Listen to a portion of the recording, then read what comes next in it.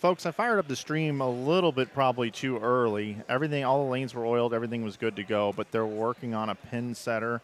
So there's a little bit of a delay here before we get started, but I want to welcome you into the C Squad qualifying of the 2024 11thframe.com Open here from Cherry Lanes inside the Diamond Joe Casino here in beautiful Dubuque, Iowa. And we'll have C Squad 6 games coming up for you here tonight. I'm just going to leave the ambient mic on, and you guys will see when practice starts. When practice is over, I'll bring in the broadcast, let you know what's going on, go over scores, go over everything.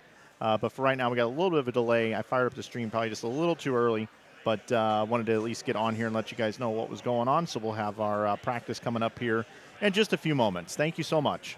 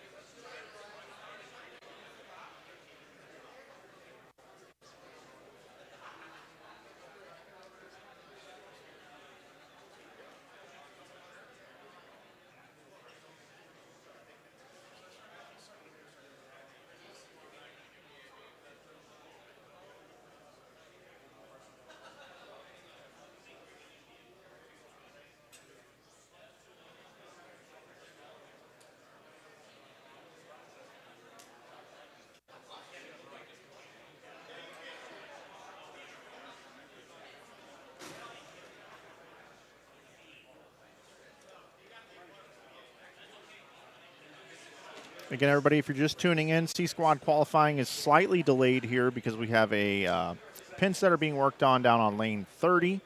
Once again, I want to welcome you into continuing coverage of the 2024 11thframe.com Open here in Dubuque, Iowa.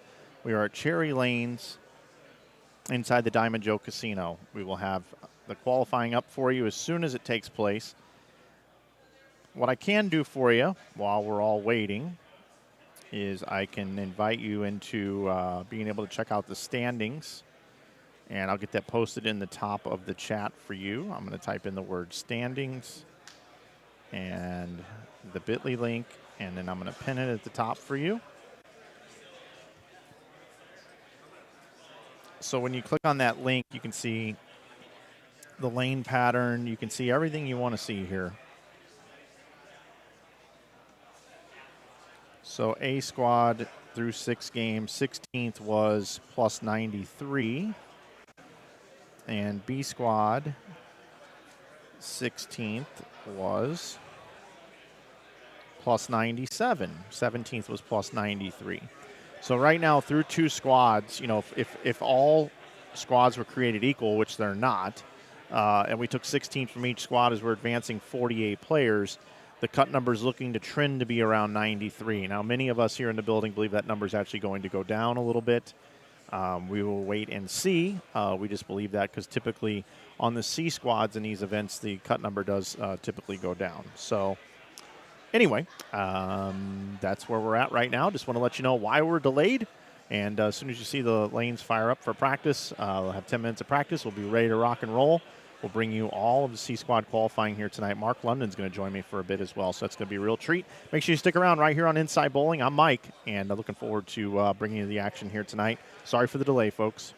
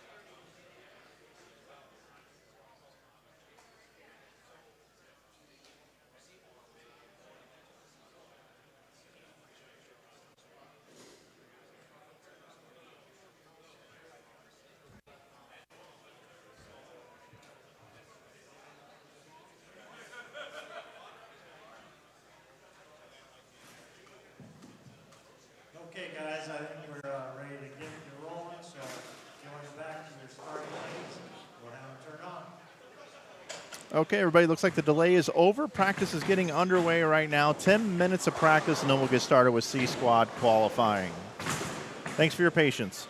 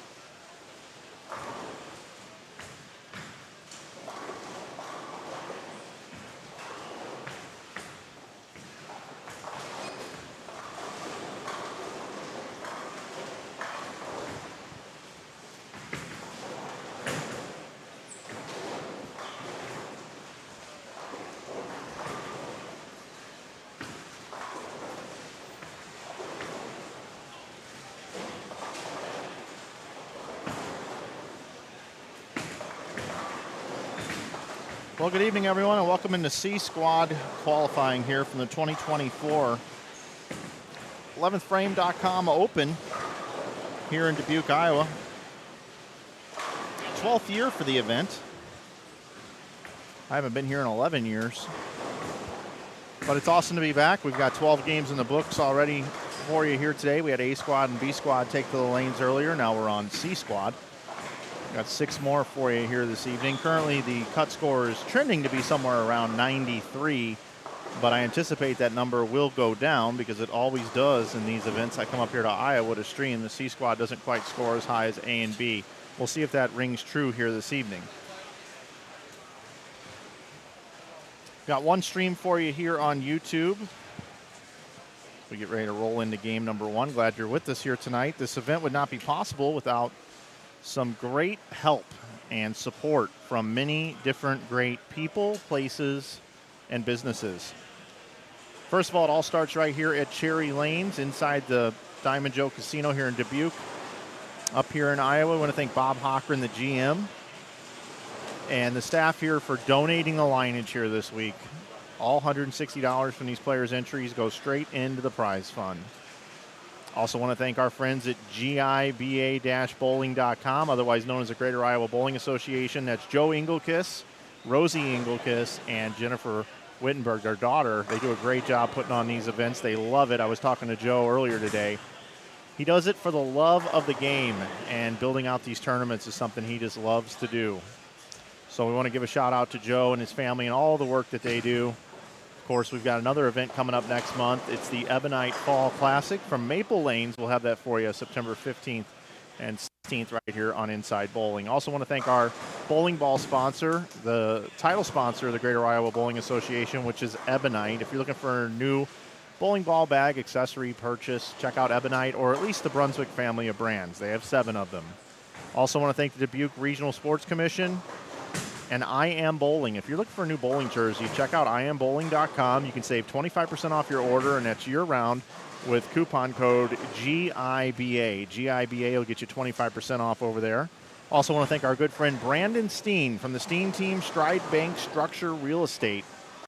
Those guys also contributing to the prize fund. If you're looking for real estate, loans, all that stuff, the Steen team will take care of you. Also want to thank Jeff Riggles for inviting me back along with Joe Engelkiss and the Fam Bam. 11thframe.com is the name of the event. If you're not subscribed to the 11th Frame, you should definitely check it out. Jeff does a lot of great work in bowling, putting a lot of news out there. 11thframe.com. And also, whenever you're filling up your gas tank and you're in the Iowa metro area, make sure you check out Quick Trip and Quick Star. That's why I fill up. You should as well. And if you want to support this stream, you can do so for free by just subscribing to the channel. You can also like this stream. You can share it. Or if you'd like to help us out, you can go over to InsideBowling.com, and you can pick up some of those great Ebonite products there, as we have a full-service pro shop. Be more than happy to take care of you. We ship out every single weekday. Have 5 distributors and warehouses all throughout the United States. We'll be more than happy to get you out your needs that you need for this upcoming bowling season. And then if you'd like to pick up some of our merch that we make ourselves, you can head over to InsideBowling.com, and you can save 15% off all of the apparel with coupon code YouTube, which is on the bottom left of your screen. So that's how we pay the bills around here. We take a look at lanes 13 and 14, 15 and 16 here on our main. And here on these lanes, we have Alyssa Pearson, Jim Schroeder, Jason Miner, Nate Vanderbeek. 15 and 16 next door, we got Tony DeVita, Garrett Lawson, Chris Colissimo, and Jay Nephew. Good to see Jay bowling. I will now bring in our picture-in-picture, and we head over to lanes 9 through 12, where we have John Bain, Quincy Bruce, Tyler Fowler, Roger Taylor Jr. And then right next door, we've got Matt Hibbard, Trenton Holst, Benjamin Asher, Josiah Huston. So that's what we have for all of our players up on our screen here in our picture-in-picture. Other players on the squad, we have Justine Brookover, Jacob Miner, Ethan Beach, Zeke Chills, Derek Kendig, Scott Krudel, Trent Mitchell bowling as well. He was the U.S. Amateur Champion a couple of years ago. Chris Ray. Let me skip down here. We got Nick Ryder, also Reidler, on this squad with Brian Roth, Paul Bober, Victor Cortez Jr., Zach Carter, Garrett Meadows. Also got Eric Pollock with Larry Trippimer, Darren Galbraith, Chris Gregg, Cameron Foster. Wow, Cam's bowling. Shane Schoen, Derek Hine, Scott Sheets, Mike Baker, Irvin Johnson, Josh Kennedy, Brandon Cryer, and it looks like we do have a re-entry in this squad. Brandon Mooney, I guess, won the lottery and got his way in as a second attempt here. Brandon Mooney bowling again. Tim Schmidt, Eli Hawk, and I've got Little here on the sheet. I will find out who that is.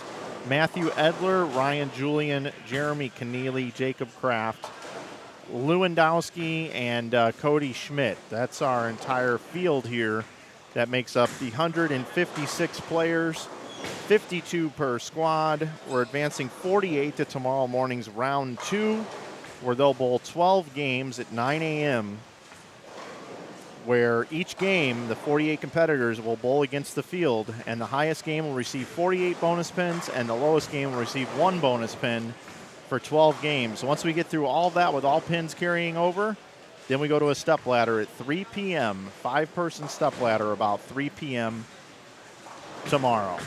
The only other thing I need to cover before I bring in my guest is that we have a lane pattern. The lane pattern is 37 feet in length. It's fresh every squad. And this lane pattern plays out, but there's a lot of front panel friction here at Cherry Lanes. I will pop the lane pattern up on the screen for you.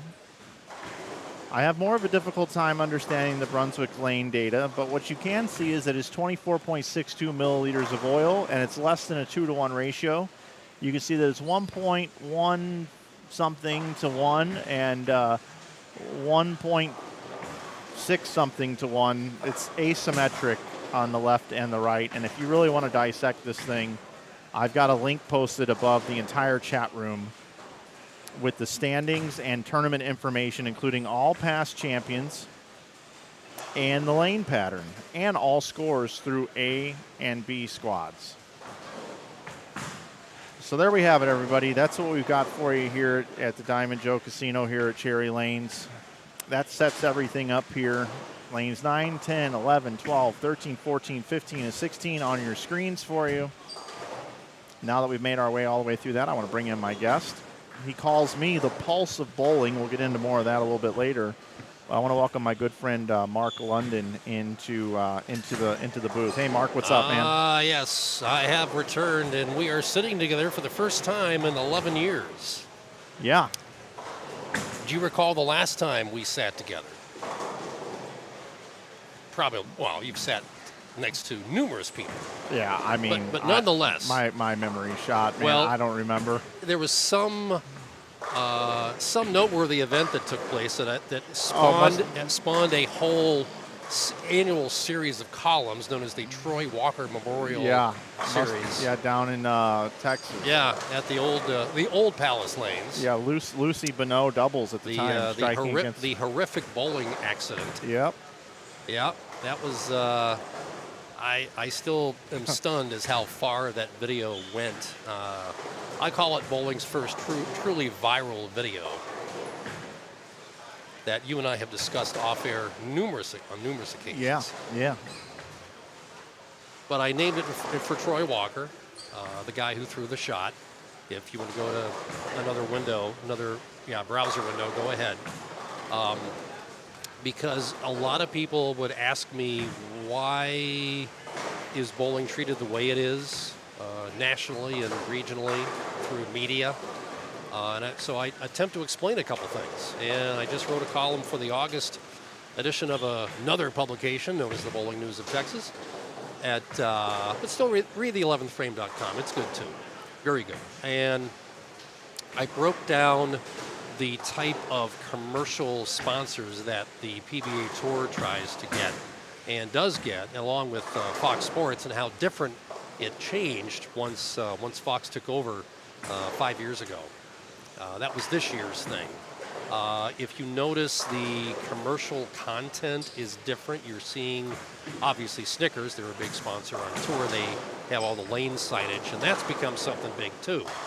So it's various things like that. But it was that moment that video appeared everywhere in the mainstream media, which had not yet happened.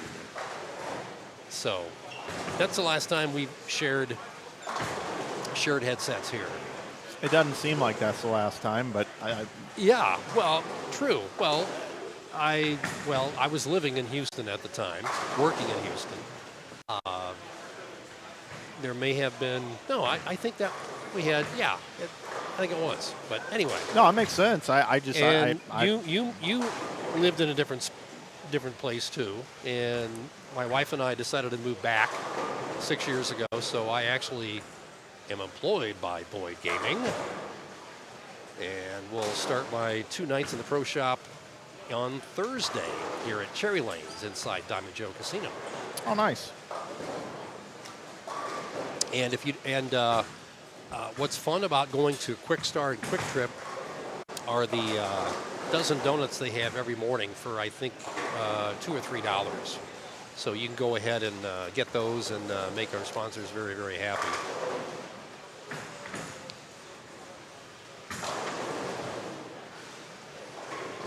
So I did have a chance to speak with Brady Stearns a little bit on his round and his second block, which he finished at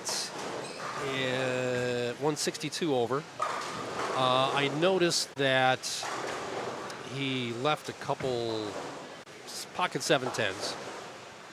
He said he tried to get a little of a nice angle through the front, and I think that was in game 4,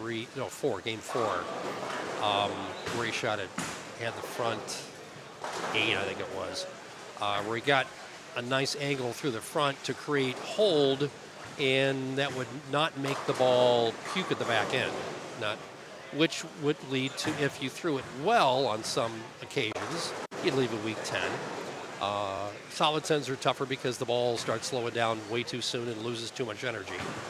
But the pocket 7-10s are from a little too much angle so the proper ratio to speed and rev rate are much more critical on this pattern. Yeah. So that's not quite my Randy Peterson breakdown. It's closer to a Kelly Kulick breakdown of how she has to do it because they have less graphics on CBS, That's right. CBS Sports Network.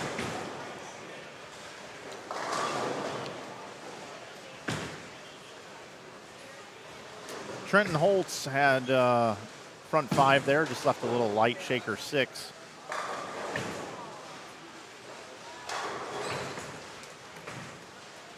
And the way this pair 11 and 12 break down, 12 has a little bit of a hang spot.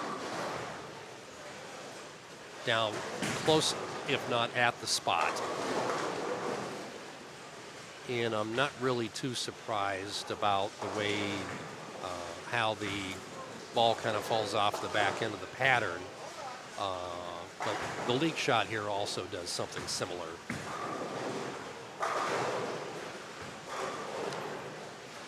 So we're in the first of 6 games for C Squad tonight. After this, we'll cut to 48 for tomorrow. 52 will cash. 48 return, and we'll go under the Flanagan format. Yeah. Which we always have. When Riggs and I would do the Facebook Live versions of the step ladder, we always had fun talking about it. And it was fun to see a lot of jumping around in the last 4 games heading into the step ladder. So we've got that to look forward to tomorrow. And do I dare ask the magic question about your format?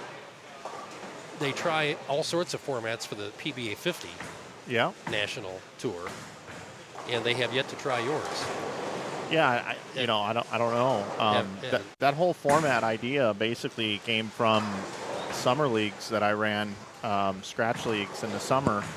It's normally like a 12 or 14 week league, and you fill it with 60, 80 players, and strength of schedule really comes into play if you bowl head-to-head matches. Right. Because you don't get to bowl everybody the equal amount of times. right? That's a problem. Right, because of the limited summer league schedule. Right. There just isn't enough So if you time. fill up a league with 80 scratch players and you've got 14 weeks to get it in, it's hard to run a league with integrity where it doesn't come down to, luck of the draw of who you bowl. So I just said, well, how about you just bowl everybody every game? And it's just, if you're the high in the house, you get the most points, right? Every week, right? And you go through the house, you bowl different lanes, you move lanes every game, all that kind of stuff, and it really worked well. And I'm like, why do we have tournaments where it's 12 games a round robin? That's great, you bowl everybody once, but what if you bowl 260 and lose, and you were the second highest game in the whole building? That sucks. Or partial round robin. In fact, I'm going to go on the record right now.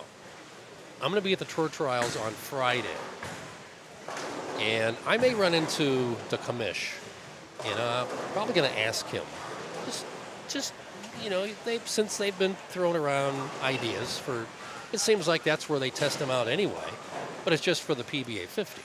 I'm going to suggest, feeling bold, brave, and brash, why not? That maybe have they considered it or thought about it? Or that'd be cool. I mean, I don't think there's a software program that'll run that format. So that's an obstacle. Well, true. Joe and Jennifer and Rosie, they put together a special spreadsheet for this thing, and I don't know if the PBA is about running spreadsheets in the background. They wanted to work with their tournament software. True. Right, for live scoring and PBA updates and things like that. So that's an obstacle. It's a major obstacle. Well, Cubica, AMF, or Brunswick, or Mendez, or any of these other scoring companies have not incorporated that into their software yet, the Flanagan format. As a matter of fact, the only event I know that's running the Flanagan format is this one. So it hasn't become quite widely popular yet. But yeah, so I think a PBA 50 event or a PBA event would be great. I mean, because you could really see some changing, some momentum changes there. And as has been discussed before numerous times, if even in a regional format with the top 16 round robin, true round robin, if you're in the bottom 5 or 6, below 10th in the teens, you got no shot of making a show, even if you shoot 850 in many of these. Right. So the other thing that it does is it creates people on your pair. You can kind of feed off of each other and encourage each other to bowl well together. You can almost say, hey, what did you see on that shot? Hey, okay, and you're more willing to help people on your pair, because if you break them down the right way together, all 3 of the people on your pair, 4 on your pair, can get a lot of bonus pins together, right? It's not that big of a deal to give up some info. So, well, I hope something good happens out of it. But it's no big deal either way. I like the format that the PBA 50 does with those matches. Those matches are so exciting. Oh, they are.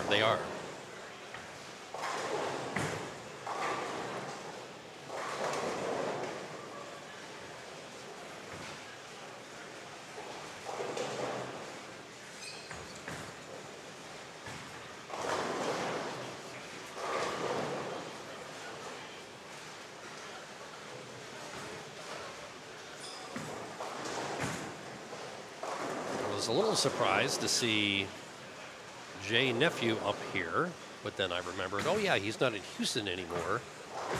He is in Green Bay. He's part of an ownership group at a center there. He said things are going pretty well. First time he's been here, so nice. May get a chance to speak with him about his recent. This is 3-4 years ago. He came up here.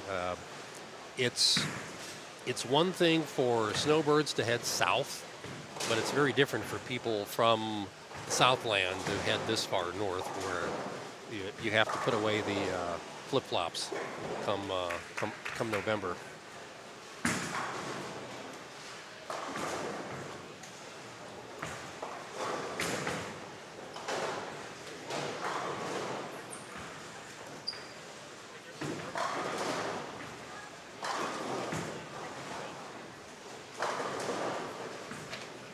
And also, Brady Stearns had mentioned that he saw around his cross, a lot of urethane on B squad, not as much on A.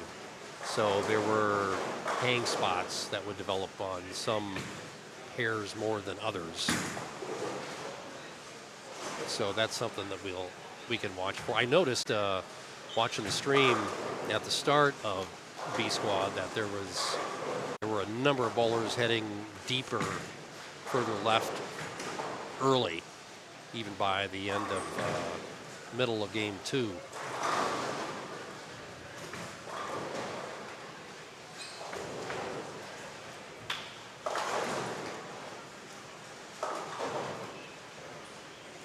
Switch it up here, see how our other players are doing on their respective pairs.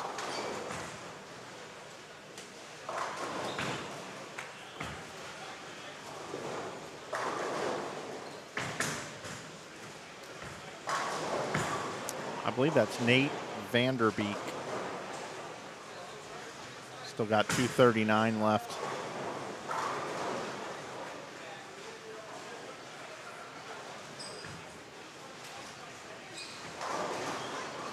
Sports are about to get really exciting here. It'll just be a month or so. We'll have the NFL back. NHL will be firing up. NBA will be firing up. Baseball postseason. Busy time downstairs, as in many other sports books. Yep. That little respite, late July to late August.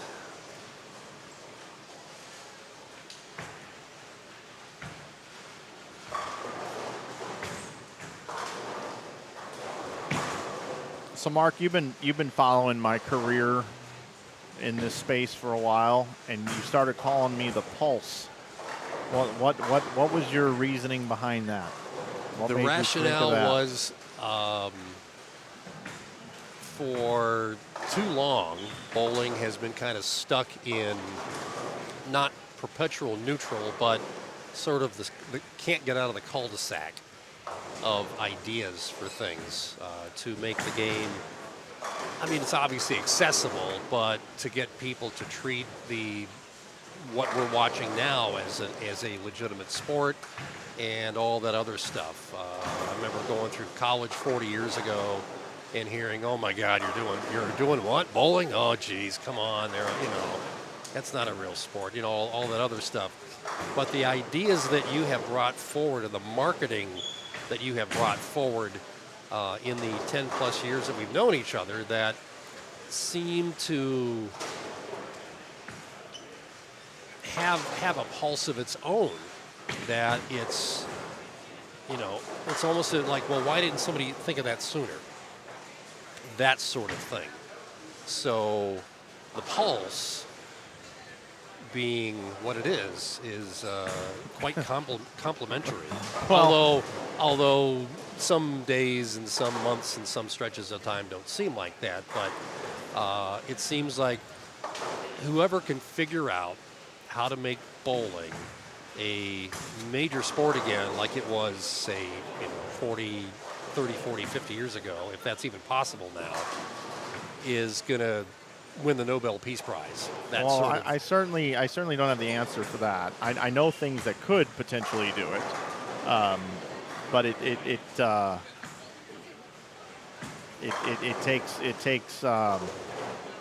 takes the right people to do it. Unfortunately, it's a tough nut to crack if you don't have the right people. Right. And somebody had, I don't know how long ago it was posted, but somebody posted the full movie of League of Ordinary Gentlemen, the documentary from 20 years ago that talked about the fall of the PBA, or at least it disappearing off of ABC and being relegated to up against NFL football on ESPN in the early 2000s, where people would always, well, why isn't it on Saturday afternoon anymore? Well, there's a myriad of reasons why, and just the way big-time television became, plus you had the perpetual gentleman's agreement between Eddie Elias and Rune Arledge, the head of ABC Sports and News, at the end of his career,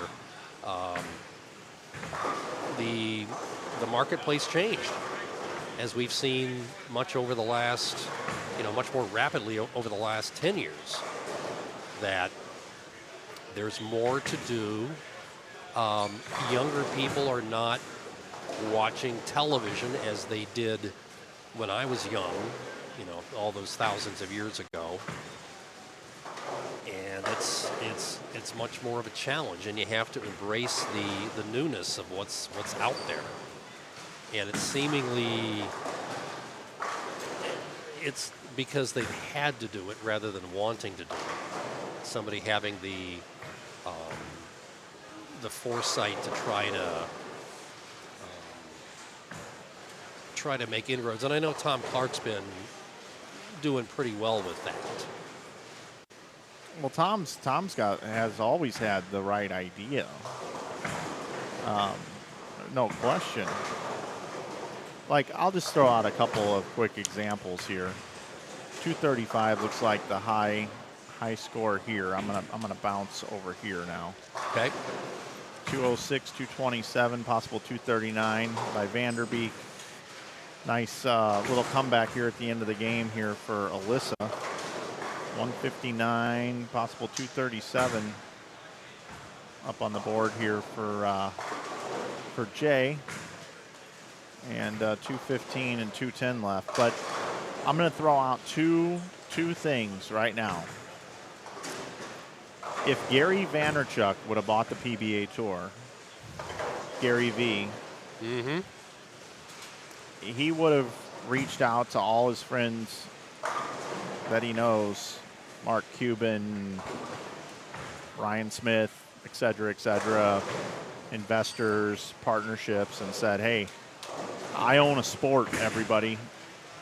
I own a sport now, and we're going to bring bowling. Everybody bowls. It's going to be amazing. And he would be able to make a few phone calls and just get money breathed into it, but then he would make it into like an amazing show, right? Gary Vaynerchuk, he's VaynerMedia. I mean, he's the guy that went to Budweiser and said, hey, I got an idea for a commercial if the Cubs ever win the World Series, where we're going to have Harry Carey call the last out. And he did the commercial with no money up front, and it went to Game 7. And if the Cubs don't win the game, he doesn't get paid for all that work. $1.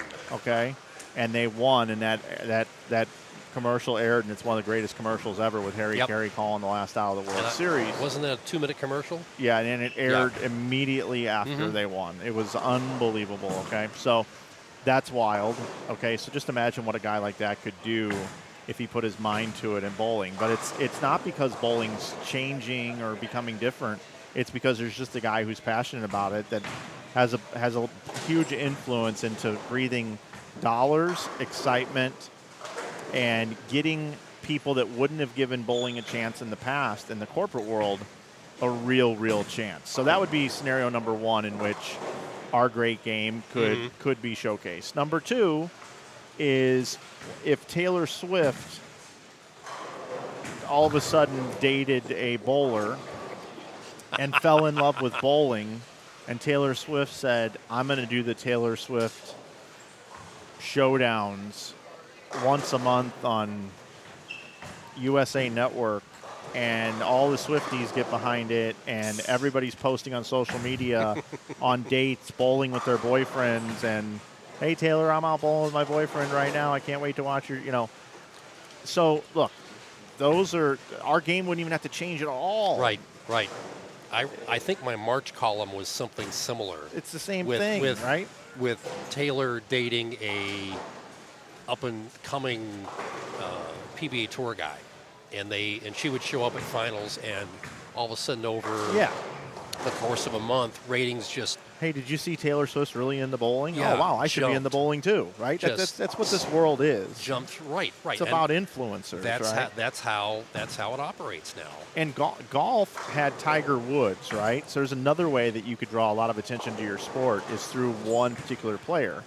And in our particular sport, we've had some powerful people that, most of the public knows, but Mm-hmm. nothing is polarizing as much watch TV where you got to watch this guy, play golf. Or, Tiger Woods has been a non-factor in the last 3 or 4 events, but every shot Yeah. is on television. Is on live, even though he's national got, television. so because that's what sells. So when it comes to those things, Tom has been on the right path because he was trying to get celebrities involved in bowling.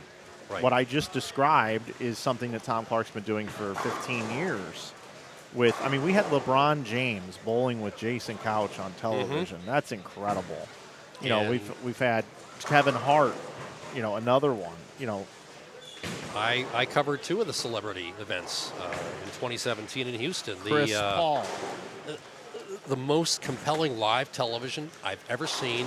It was an event I was at. Super Bowl Sunday, the one Atlanta Falcons fans still want to forget. Yep. That day. Yep. At main event in Katy on the west side of Houston. Terrell Owens had sponsored an event. His name was on it. But this was hours after, and his first public appearance after not getting into the NFL Hall of Fame from the night before. And how do you think they opened the show? Well, during the Eddie Elias days, who knows what wouldn't have happened anyway. Right. But there's Kimberly Pressler talking with Terrell about what happened. And I'm sitting literally 20 feet, if that, from those two talking. Him answering the question about, and he was real nice about it, but the feel of everybody else there was like, yeah, he got screwed, yeah, he'll get in, but but still to have that happen at his first public announcement, his first public comment at a PBA event was fun, and that was fun in several other ways. Quentin Aaron, the actor who played Michael Orr in The Blind Side, his manager called me up. I was working at Mike Austin's shop in Houston on the day before, and apparently I was the last one who was still open. So his manager called asking if I could drill a ball for him. I said, yeah, come on in. Yeah, I'll be here. Yeah, whatever. So I'm thinking, okay, you're drilling a ball for somebody who's been in a movie where somebody won an Oscar for it. 2, you're going into one of the most culturally diverse centers in Houston at Emerald Bowl. You get leagues with everybody in there. And I'm thinking, oh my gosh, we have a celebrity coming in. They're going to recognize him. It's going to get stupid. Fortunately, that did not happen. Even when he went out to throw the ball afterwards, he was, he's 6'8". He's a big man. But he bowled pretty well, and he won on the show. So that was fun. That was just a blast. And I had brought all the pro shop stuff out because he said, well, my thumb's in a swell. I'm going to, So before the title match, here's Parker Bone and I working on his thumb hole to make sure he could get out of it. That was just a massive, massive thrill. And that's cool. Got a picture. Not only that, but in a side note, that was the last public appearance of one Jack Biondelillo. Okay. I had done the story on the 50th anniversary of his game in 2017, and we, through Dan Lovett, the original sports anchor on the Eyewitness News edition of News back in New York in the early 70s, agreed to bring him down from his living center at the time on the north side of Houston out to Katy before Lovett dropped him off after the event, and then went to the game without any problem. So that event was kind of fun. But yeah, just bringing attention like that. And the point of my column was, let's go over the roster of who's here now. Yeah, 13 right. 13, 14, 15, 16.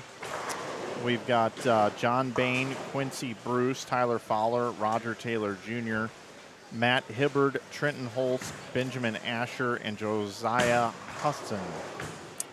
Then next door on the bottom right of your screen, we've got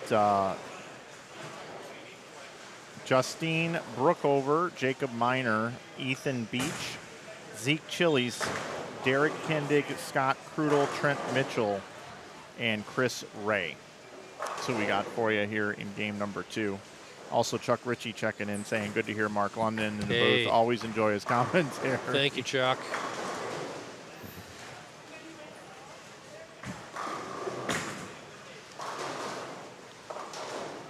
But it's creating looks, creating hit likes, creating, but that's how it is now. And the thing the example I go back to, 1994, back when Dean Beeman was still running the PGA Tour. They were at, I think they were at the first year or two at TPC Deer Run in Silvis in the Quad Cities. Guess who shows up to golf the Pro-Am? And he was told no. Bill Murray. Now, different leadership 5 years later, there are people that drive in from even here, and we're only almost 2 hours north of there, to go watch him play golf because word got out through different, I think there was a couple of rock radio stations that said, hey, Bill Murray's at TPC, Deer Run, if you want to see him, and they're letting him play. And so he appears on what used to be the Bing Crosby or the Pebble Beach Pro-Am. He's out there getting thousands. This was, pre-internet versus what we know now. And all of a sudden, boom, there's an excitement.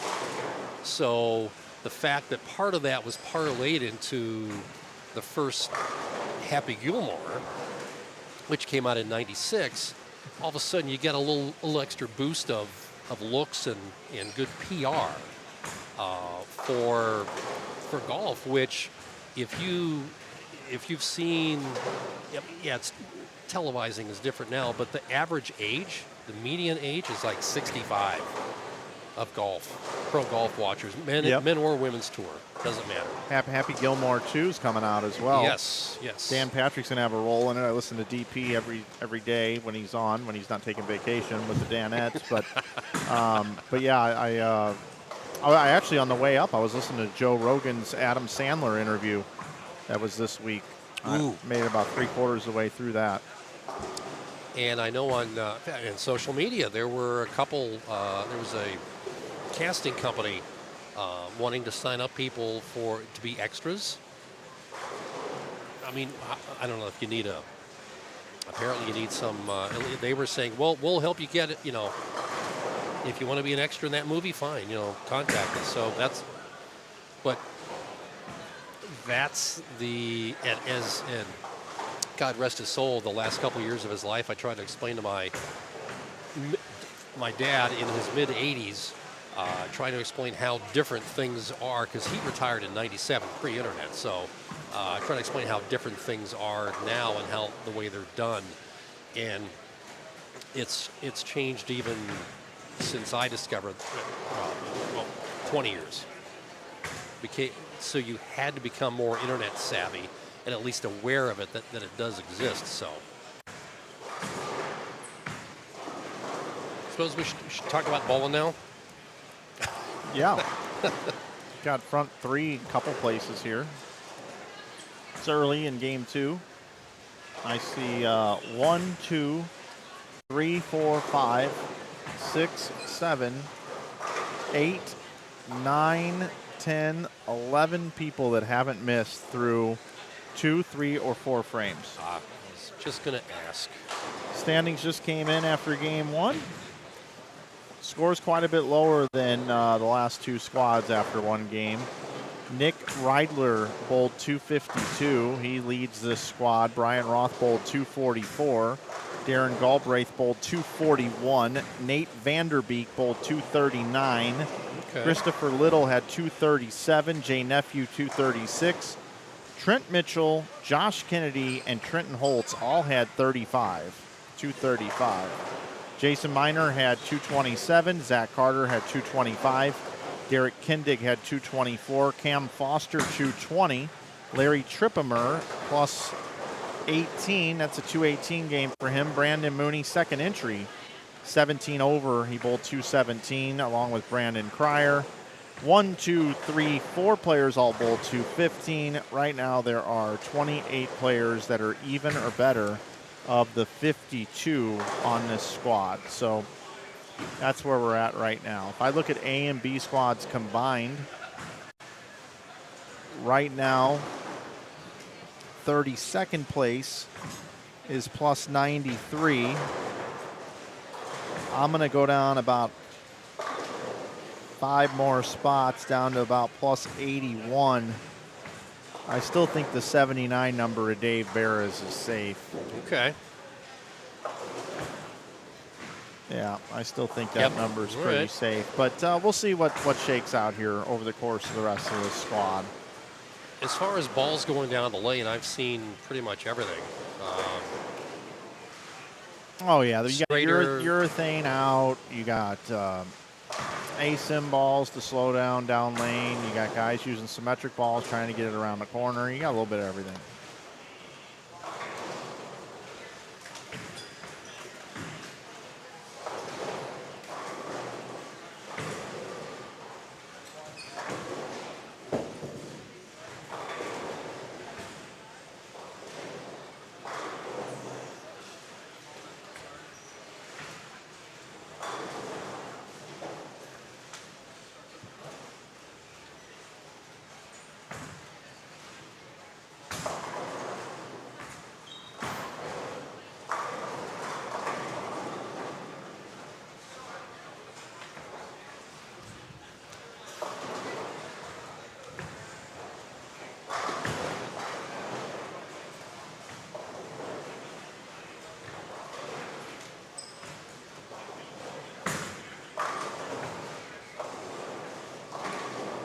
And for those of you living in the tri-state area, just like last year and the year before, there will be an online story in the Monday online-only edition of the Telegraph-Herald. There is no print Monday edition.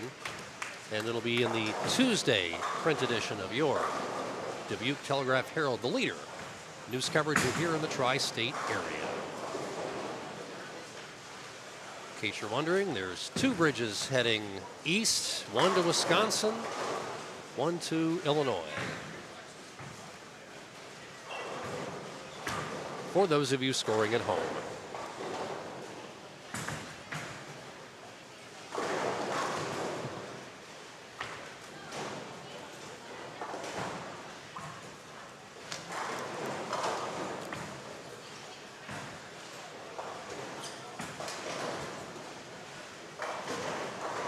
Little Brooklyn strike, didn't hurt anybody, just missing a little left. Yep.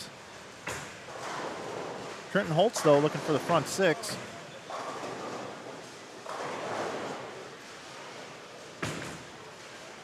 Saw quite a few purple hammers being touched up with pads. Yep. Before. The old pads. Yep. A lot of they look rather charcoalish. I would say probably 500 and lower. To try to blend out that jump the ball makes off the back end of the pattern. Justine Brookover had the front 4, just left a 7-pin. She's attempting that now. That's over on lane 10. Bottom right of your screen there. String comes to the end there for Trenton.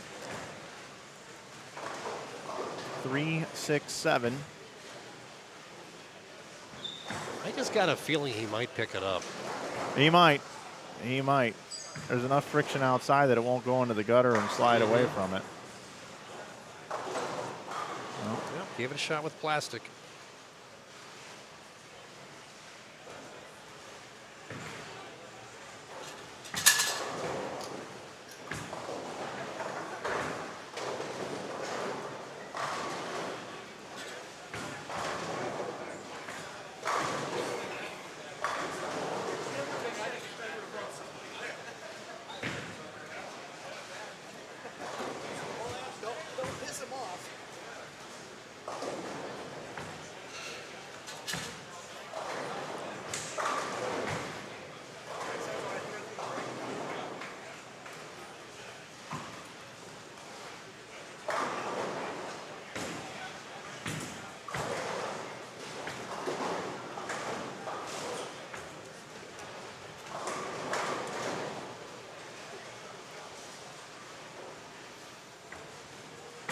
And a nice double. That's how you take advantage of a crossover or a Brooklyn. Yeah, you parlay it. Yeah, that's sure, that's the full absolutely. complete parlay there. And a double down, figuratively and literally.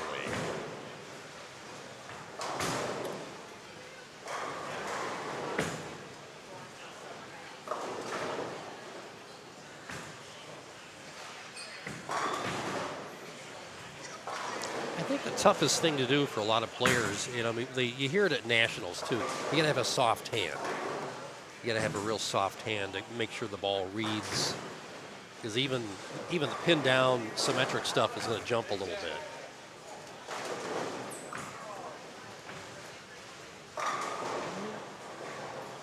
Definitely want a consistent hand. Yes. That's for sure.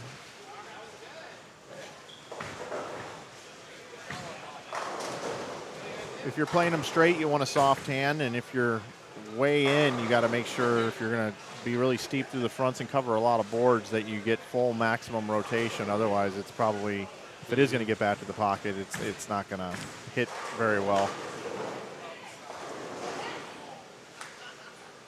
And you don't want to punch the 3-pin out either. I would think Trent Mitchell's going to bowl really good. I know he's not off to an incredible start, but once he gets lined up, I don't see him having any problems at all. Shorter pattern, harder speed, kind of spins it a little bit, doesn't cover a lot of boards, very accurate, great spare shooter. He's the type of guy that on paper just matches up to what we're bowling on this week. And when the heads start to go a little bit, it's not going to affect him as much. Or if the mid lane starts to disappear, he can still pinch in a little bit, but he won't have to make a huge move. He can still trick it through the front. Switch over here. Derek Kindig has the front 6. What did Kindig bowl that he did really, really well in? Was it the Bowler's Journal? Ooh. It was recent. Was it? That sounds familiar. I think that would be correct. Oh, I know what it was. He bowled on television for the PBA LBC. Oh, okay, that's right. Yeah. Derek Kindig. He went to McKendree. Spent a lot of time in the St. Louis area. That's how I know Derek. He's a good dude, loves bowling, loves promoting the game.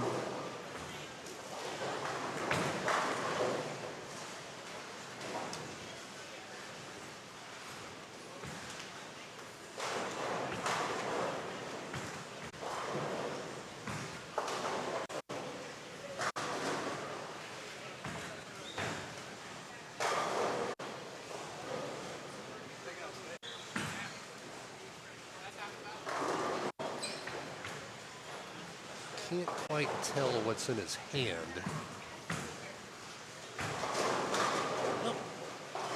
Do I think the cut number will be plus 60? I think it's going to be a bit more than that. I'm going to go with 72. 71. It's a lucky number. 71. 71.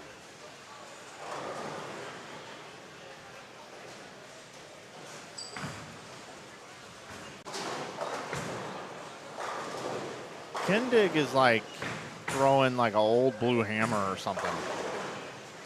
It's a solid, but it's an old solid. That's why I couldn't tell. Can't see it coming out of the return. Yeah, it has that color to it. It's an old blue hammer. Yeah.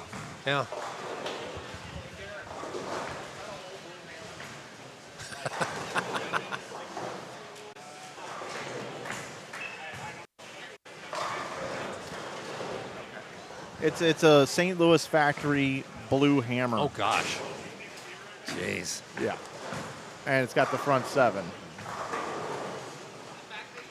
Hey, whatever works.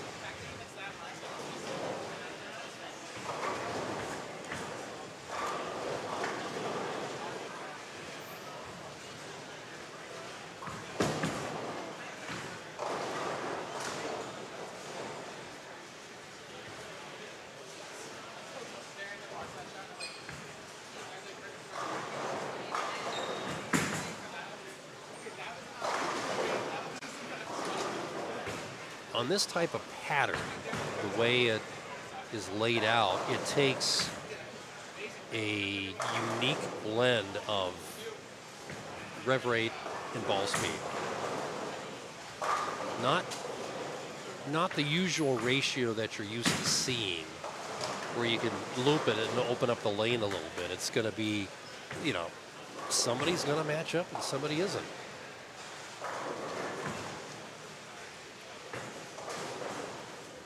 Like we had Alyssa Pearson in front of us here in the first game on 13-14. She was kind of, it looked like it was slow, but it was still revving up, and the ball was not transitioning as fast. She was, slow hooking it, sort of like Vinny Biondo has done for his whole career, and it was working. When she threw it well, it worked.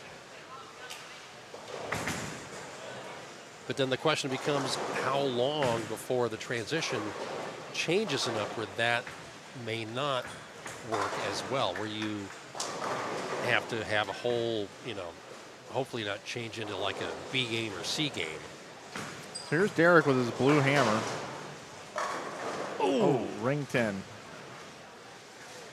That was better than the last shot. It was, yeah, he got out of it great. And it was strongly continuous in the back end. That's my new phrase, strongly continuous. There you go. Rather than, because you're thinking, banana shape, but it was charging. When I go to a good movie theater and I'm getting the butter that comes out of the fountain, there's Trent Mitchell starting to feel it. I knew he had a good look. I was waiting for him to throw some strikes. Boy, nice digging out the dime like that. Nice. What'd you say, continuous smooth? Strongly continuous. So I like it when I have strongly continuous butter coming out of the spout into my popcorn at the movie theater. Yes. Strongly continuous. Oh, yeah. I like when I have strongly continuous water pressure at the hotel when I'm taking a shower in the morning. A lot of places still have those water filters in there that make it dribble out. Well, they're trying to save money too.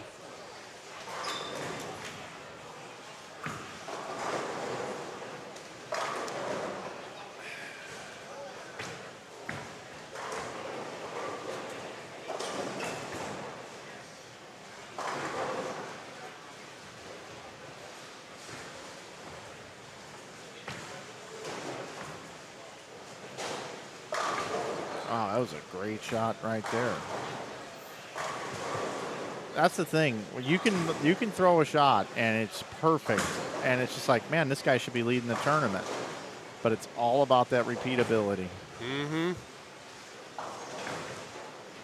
Or sometimes if you throw it by accident, say if you turn it early and hang up and you blow the 5 out.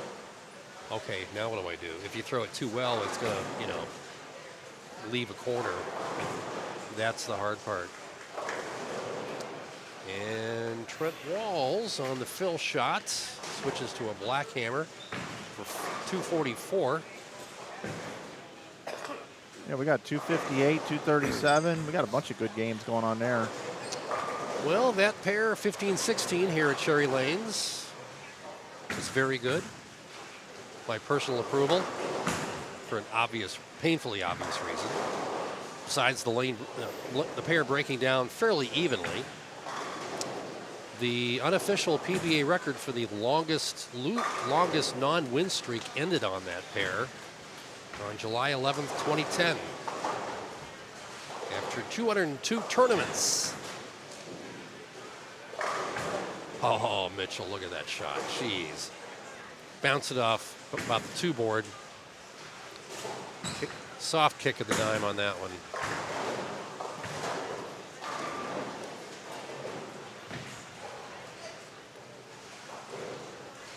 But if you're going to get, but the question then becomes, they're going to be different tomorrow just because of the traffic in front of you.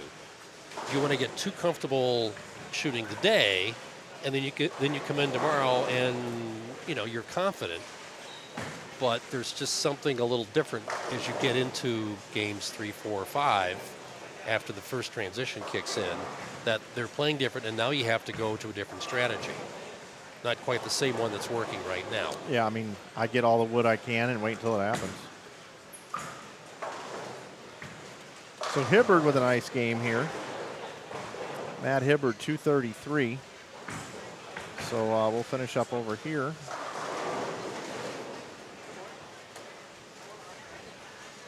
Mitchell ready to go. 235 the max.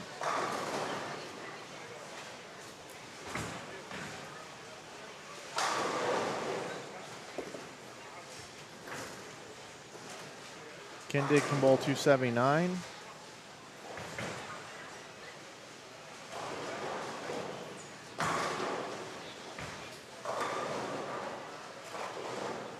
He's got the right spot. It's not, because if he throws it a little wide, it's going to be soft dime. Zeke Chills can still bowl 217 with that double in the 10th frame. Nice finish for him after that 6 out in the 8th. Kindig getting that blue hammer from the 80s to just hit like a ton of bricks. Wow. One of the strangest blue hammer stories you'll ever hear was when Del Ballard was still on tour, must have been 20 years ago, and they had his infamous ball on display in a glass case, and he asked, I think it was Kurt von Kruger, if he could take it out and use it in a tournament. Yep. And they allowed him to do that. I don't know how well he did, but he said the grip was very different, but the purpose was to get a decent look. And obviously he knew what the ball could do and could not do. And then later that day, he gave it back and said, it's all yours now.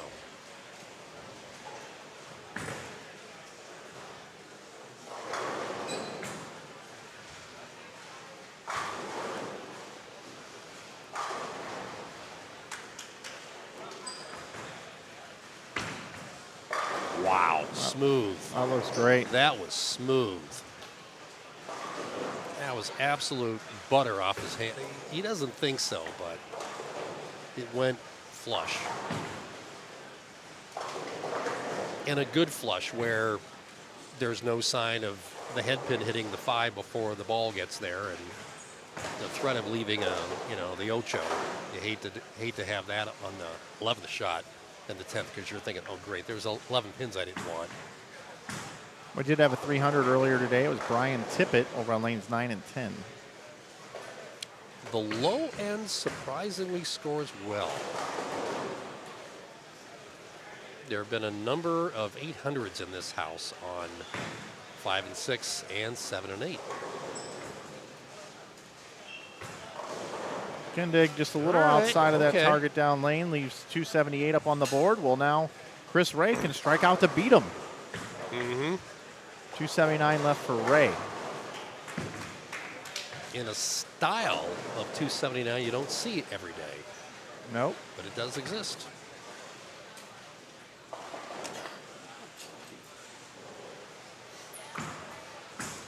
Ray playing right up the 5th board. Oh.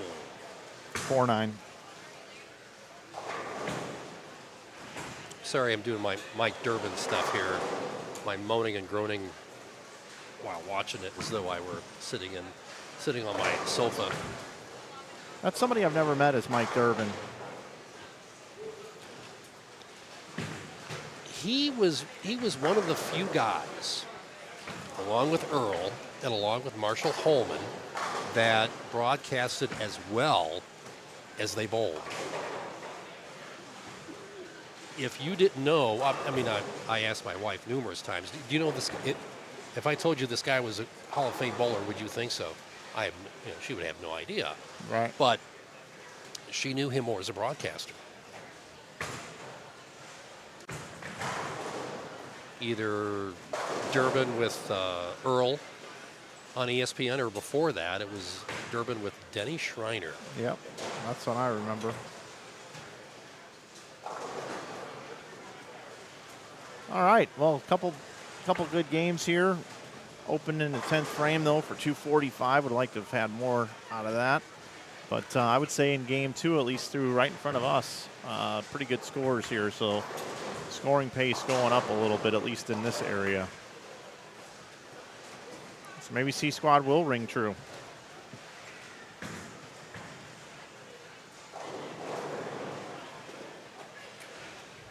Maybe the cut number will be in the 90s. I don't really anticipate it getting quite that high, but we shall see. So we've got folks shuffling through here. No bowling right in front of us. Great opportunity to thank our sponsors one more time. I want to thank Ebonite. I want to thank Dubuque Regional Sports Commission, Diamond Joe Casino, Cherry Lanes, IAMBowling, Steen Team, Stride Bank Structure Real Estate, 11thframe.com, Quick Trip, Quick Start. My name is Mike Flanagan. You're watching continuing coverage here of the 2024 11thframe.com Open. Joining me here in the booth for a while is Mark London. C-Squad qualifying. We'll be back tomorrow morning with the top 48 at 9 a.m. for round 2. Round 2 coming up, 12 games. Again, the format tomorrow is when all players play. Highest game in the building gets 48 bonus pins. Lowest game in the building gets 1 bonus pin. And they'll bowl 12 games that way. We'll take all the pins. We'll add them all up, including today's totals, as pins do carry forward. And we will then cut to the top 5 for a stepladder final coming up around 3 o'clock. You're not going to miss it right here on Inside Bowling. One player is having 2 opportunities at a 6-game block today, and it was Brandon Mooney, who's participating right now. He's minus 14 through 2 games.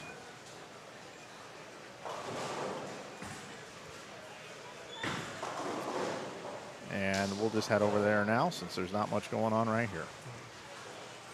So Mooney is bowling with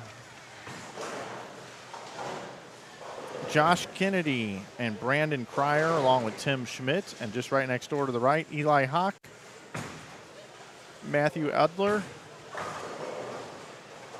Ryan Julian, and Chris Little. Chris Little, yes. I believe from Waterloo. Yep, yeah. And he's got the 1980s Dixie Cup jersey on. Which I love. Yes, a classic graphic. Wonder how they did that back then, pre-computer. Yeah, I don't know.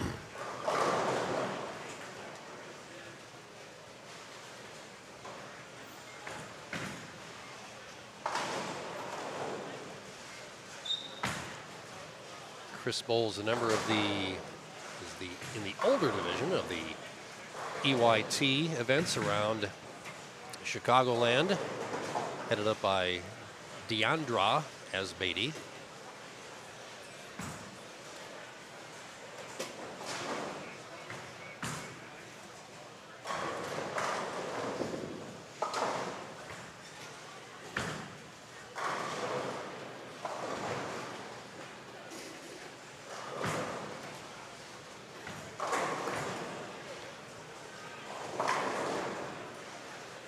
First shot with a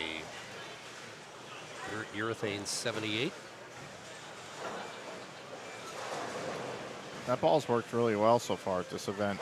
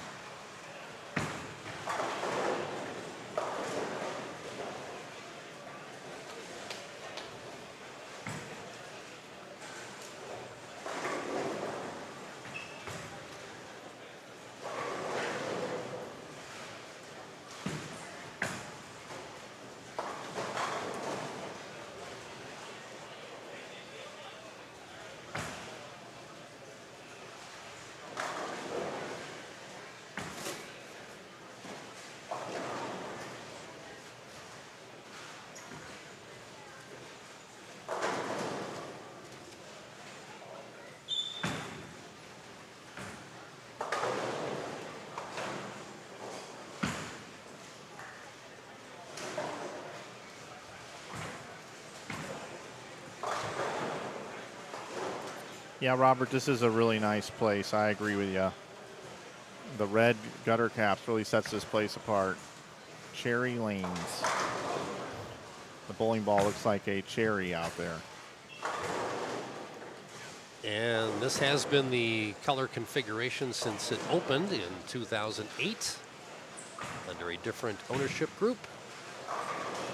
Bob Hochreine's been the GM here since then, and even during the transition to bowling gaming ownership in 2012. Of course, before 2008, they had the Riverboat gaming facility, which was always quite the sight as you cross the Julian Dubuque Bridge on US 20. Say, for example, if you were heading about a half hour west of here to the most famous cornfield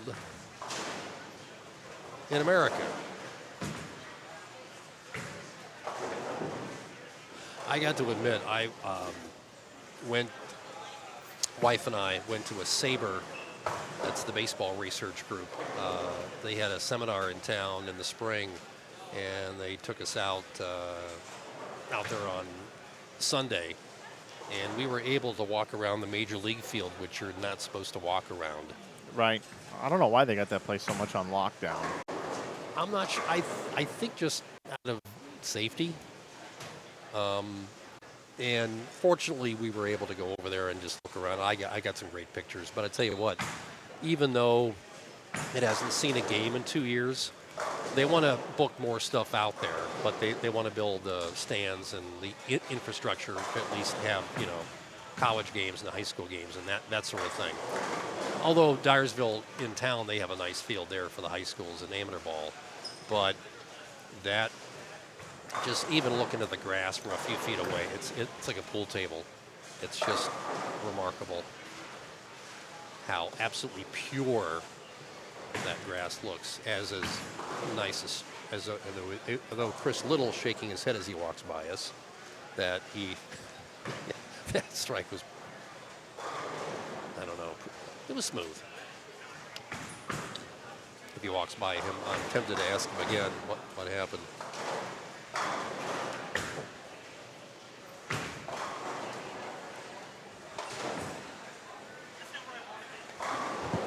Not where you wanted it. No, not at all. But it struck. It did strike. It did strike. Okay. All right. Just check. Well, there we go. Officially confirmed by Chris himself that he didn't hit his target. Didn't hit what he was looking at. That'll do it. Well, yeah, it's, if you're in tournament mode, it's, I've been there. We've all been there. You have that modus operandi in your head, and you just want to go ahead and, trust the process.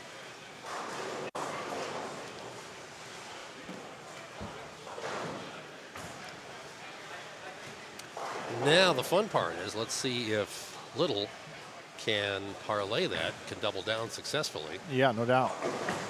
as we have.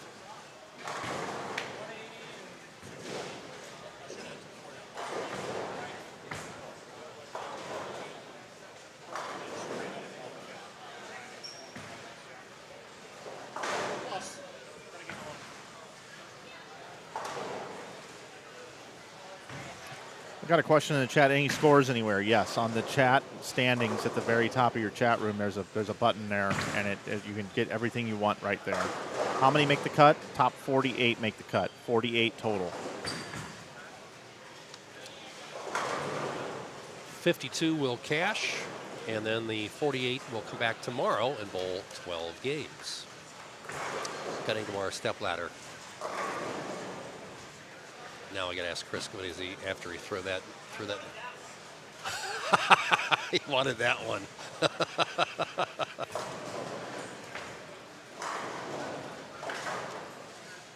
You see, you go to the source. That's it. If you want the information, you got to go to the source. If he or she will talk to you. And in this business, if you have the street cred, which I think, both of us. I know you have. I sometimes wonder about me. Yeah, I don't know what kind of credit I have. No idea. As we're getting, nope. No, I'm getting my letters, so I know who everybody is. Oh. It's about a game late, though. Yeah, Maybe all a right. game and a half late, Yeah, it's actually. all right. To be quite honest. It's not like she's busy or anything. She hurdles that Oh, yeah. that casino rope rather well. Well, it's because the Olympics. She's been Oh watching well, the Olympics. yep. Inspired by the Olympic Hey, event. there you go. The hurdles. In fact, the gal working the counter right now. Is she still there? Yeah, she's there. Grace Alley, the Division III Women's National Champion of Indoor and Outdoor Track for Loras College here in the River City.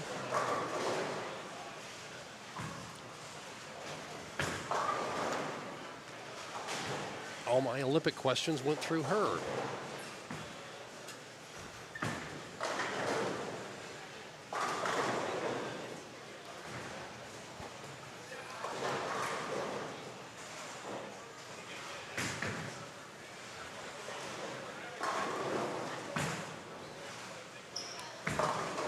Boy, even urethane does that. Jeez. Ugh. League shot or this shot? A little early. Outside? Too early? No. Checks up. But on 12, with that hang spot a little bit left of where he set it down and where he... Yeah, it looked good. Yep. That's... It's obviously playable, but you gotta have... It's almost like that change up that John Burkett used to throw. You got to take something off of it just a little bit. Ryan Julian here is only at 370 through 2 games. Spare, double. Pretty solid lefty. Saw Eric Pollock came walking through. I asked him how he was doing. Bowled 180, then he bowled 220, but said it should have been 240. He moved to a purple hammer, trying to play up like 1 or 2. And I want to get a look at Ryan Julian here on lane 12. Also in a purple hammer, the lefty. Few years difference between Julian and Pollock, I would say double the age, but yeah. I'm looking forward to seeing Eric come through here and see how he does. But right up it, right outside of the Nice. of the 5th board, and that's perfect. He liked it, yeah. Yeah, that looks really good right now.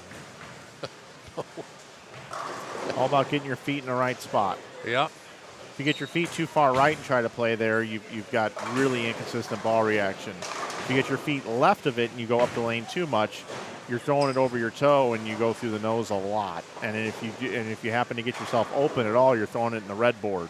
Mm-hmm. So he's got his feet in the right spot there, and you really can't move off of it. The only thing you can do there is pretty much just back down your ball speed if it's not hooking enough, or if it starts overhooking, up your ball speed. And obviously this generation of player has learned how to do that because they've known nothing but open up the shoulder. That's something that when I was his age, literally 40 years ago, only the special guys could do that. And you did it on a limited basis. But that was early days. That was literally the second or third year of urethane. Amber, there is no live scoring here in this bowling center. We do not have live scoring available.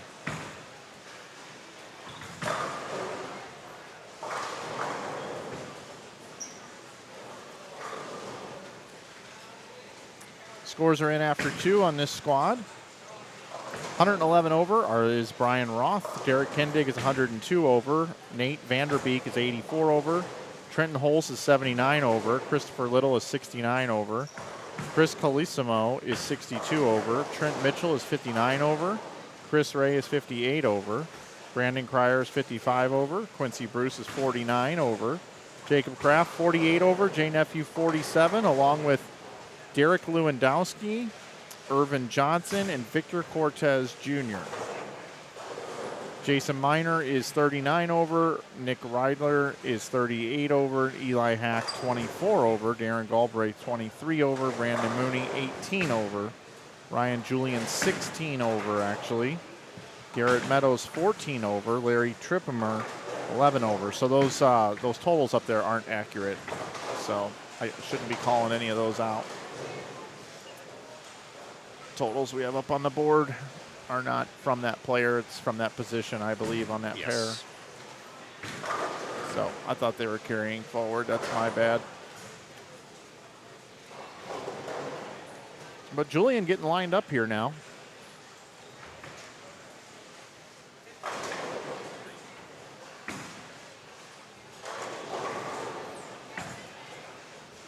Fairly straight up the 2-3 area from Schmidt. Nice reaction. Always like to throw that nickel back across from the kickback. A little smoother. Ooh, Red early. Yeah, that release didn't quite look the same. It hooked about 3 boards in the first third of the lane, and I was say had no chance. Probably almost 10 feet early. It's supposed to go straight through the first third of the lane, not hook. Yeah.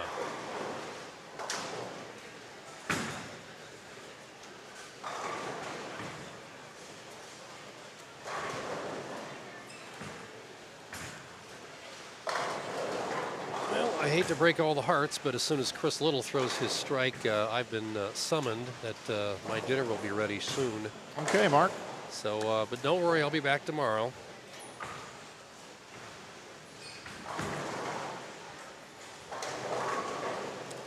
As I celebrate, well, this is the, I guess I might as well brag. My final day of being 61 right now.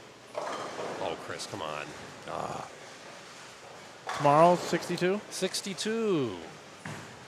Sort of a, I don't know how they call that. I know Riggs had his a couple weeks ago. Happy opposite belated. Happy, let's see, not, almost a golden. Backwards golden? No, it's got to be some other term. I'll have to look on the Urban Dictionary to see what's up there.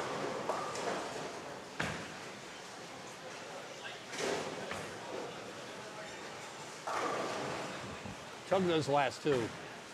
You tug those last 2 shots. All right. Okay.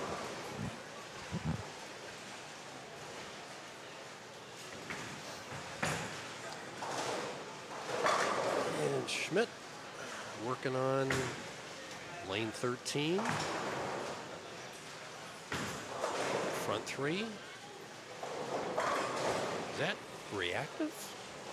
Yeah, looks like an optimum idle surface on it, though. Mm-hmm. Oh, yeah. So he's playing much up the back of it. Yeah, much differently than 14. Julian, not a good shot there. He's throwing it into the lane now. Yeah.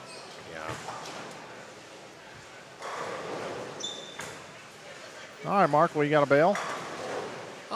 Yeah. You know, happy wife, happy life. That's kind of how it goes. Well, thanks for coming by. It was good catching up with you. Yep, my pleasure. And we'll be here all day again tomorrow. Yeah, I'll be here early in case you run out of people to have in the booth. So okay. Since I'll be here for the Dubuque Telegraph Herald. Get yours at a newsstand near you and online at telegraphherald.com. Awesome. Okay. Thanks, Mark. Appreciate it. All right, that's Mark London, everybody. Always nice to come by and spend some time here.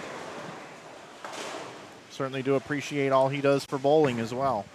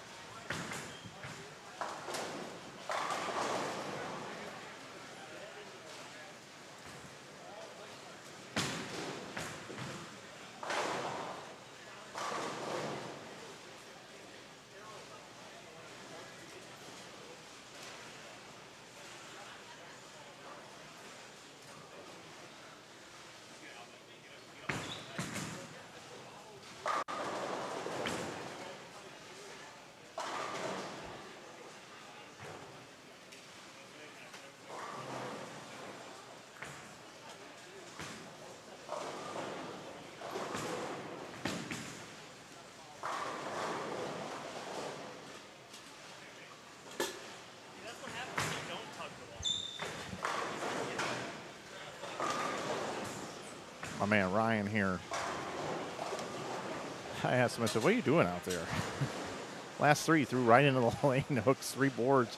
Like, dude, you got to follow through. You got to get it down the lane. Overhitting it at the bottom.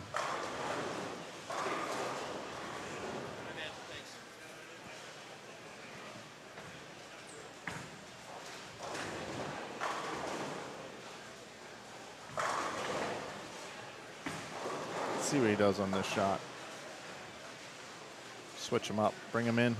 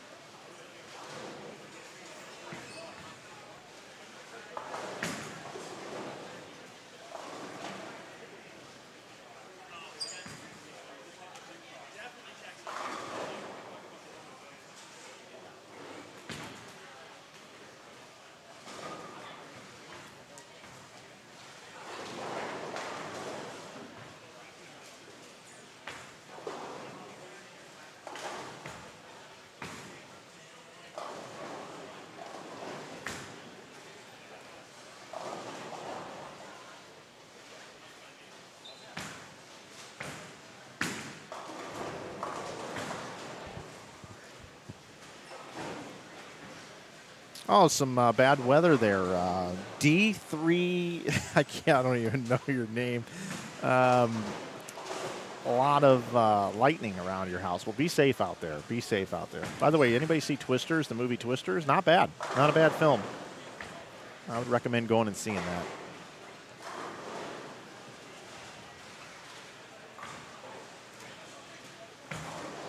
Guys, if you're just tuning in, we are cutting down to the top 48. We had 2 squads earlier today, 52 on each squad, makes up a field of 156. Cutting down to 48, like I said, 52 are going to cash. We'll have 48 tomorrow morning at 9 a.m. Right now, the cut score through 2 rounds, if you just have squad equality, the cut number would be 93. I believe it's going to come in lower than that, but right now the cut number would be 93.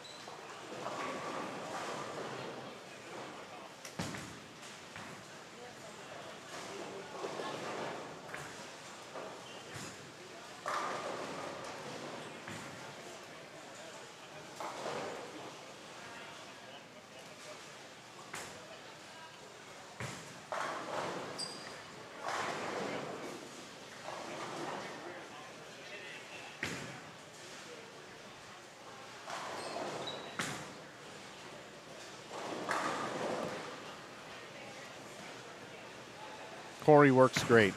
Perfect. Oh, we'll go with Defiance. Yeah, that's a good point. That is Defiance with vowels and vowels for numbers for vowels, right? Beautiful.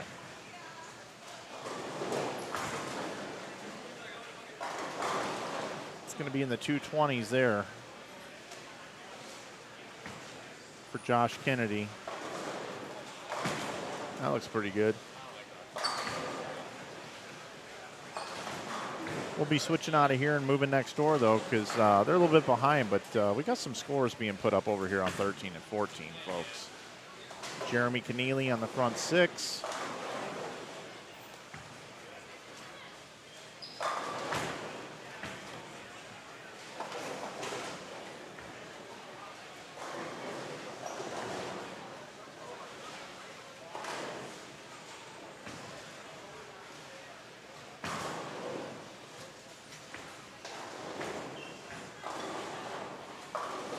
And then 4 9s right behind it. Bottom right of your screen. Keneally, front 6, 4 9.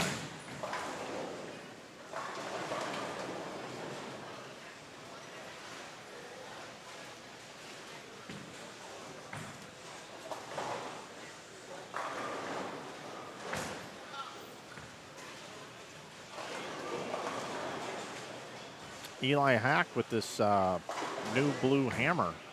That one was a couple boards right down lane and got the light mixer. 173, nice little finish to this game. It could have been disastrous, and he's saving it a bit here at least. How about Brandon here? Brandon Cryer. Staring at 259.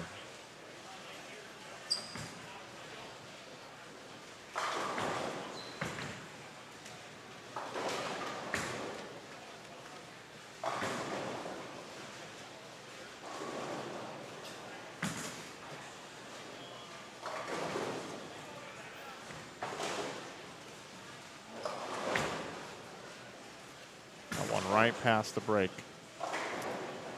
Brandon, second shot in the 10th.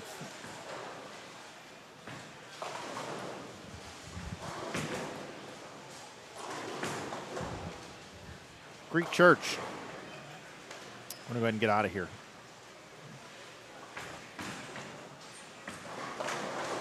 Oh my, what a break right there.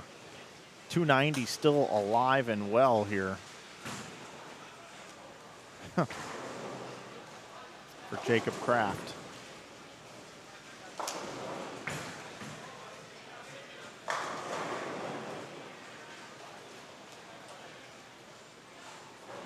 Two teams still left for Matthew Edler.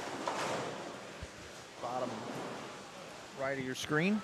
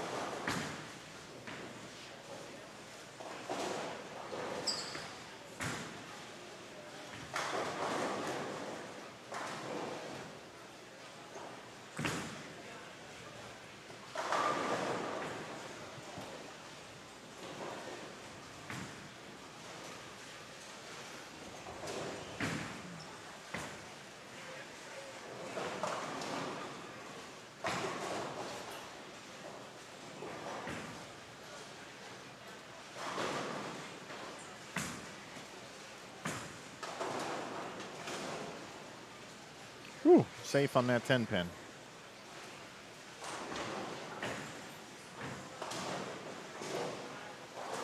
Almost completed with game number 3 here. I'll be right back with game number 4 right here on Inside Bowling as we bring you continuing coverage of the 2024 11thframe.com Open. Enjoy the rest of game 3. I'll be back with game 4 with you here in just a minute.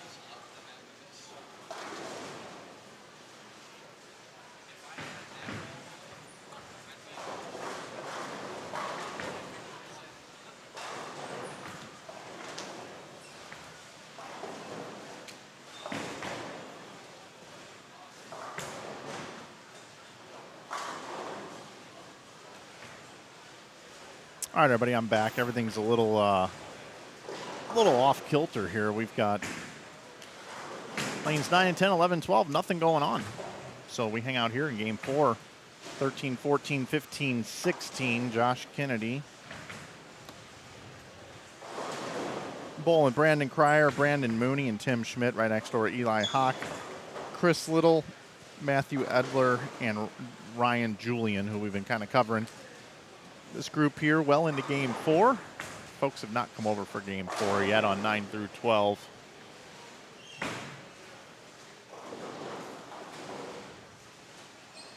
a matter of fact, I don't even see scoreboards up there on those lanes, so I'm not sure what is going on right now.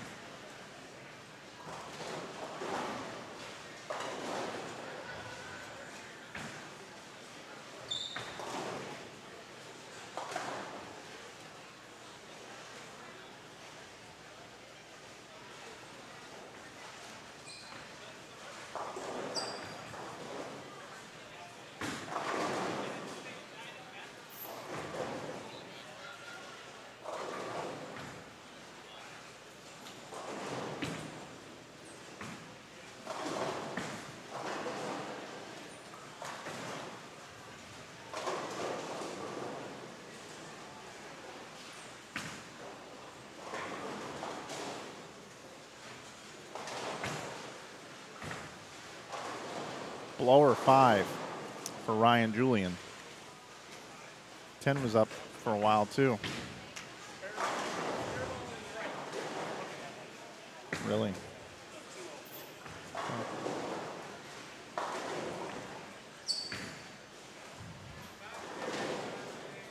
I gotta find out what's going on with this scoring over here.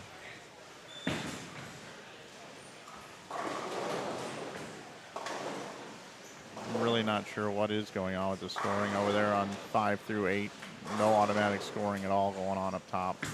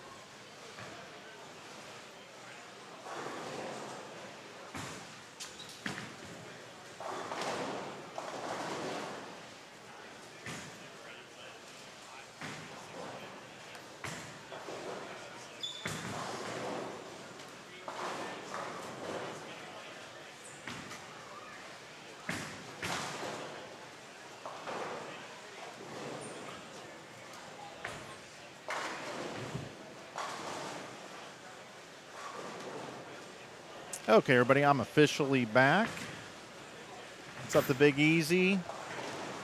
We've got lanes 5 through 8 are being scored manually by Jeff Riggles and Joe Engelkiss. They are down there keeping score by hand.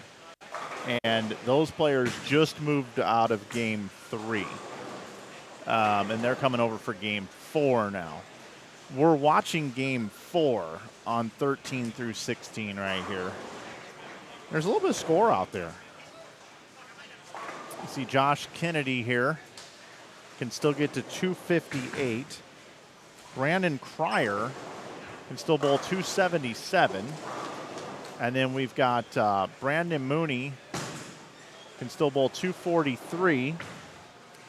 And then Tim Schmidt can bowl 232. And then right next door here, we've got Chris Little, open 7-bagger. Eli Hawk can bowl 209. We got 238 left for Matthew Edler, and then Ryan Julian can finish with 199, although I think those letters are backwards on my sheet right here, but we'll double check that. Yeah, Julian actually has the 238 left, and Matthew Edler has 199. I'll bring in our picture-in-picture now, because we do have some bowlers starting to bowl over here. Lanes 9 and 10, 11 and 12.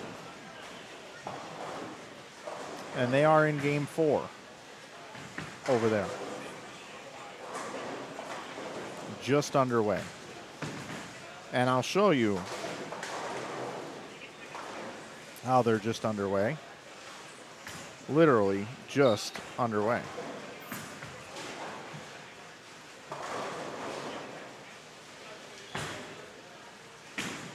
So we'll be back. Check on their scores.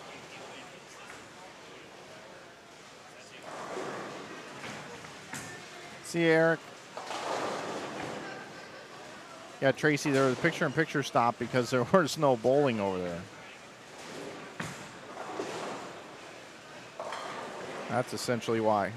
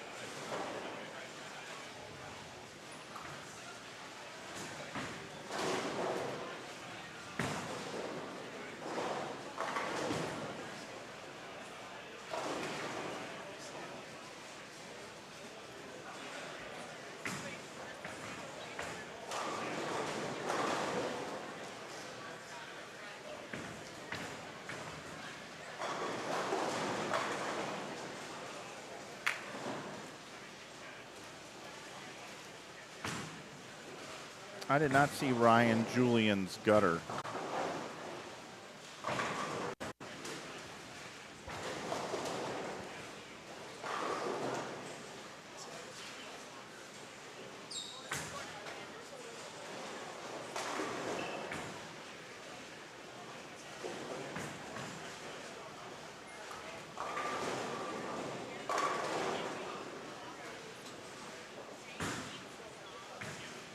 .218.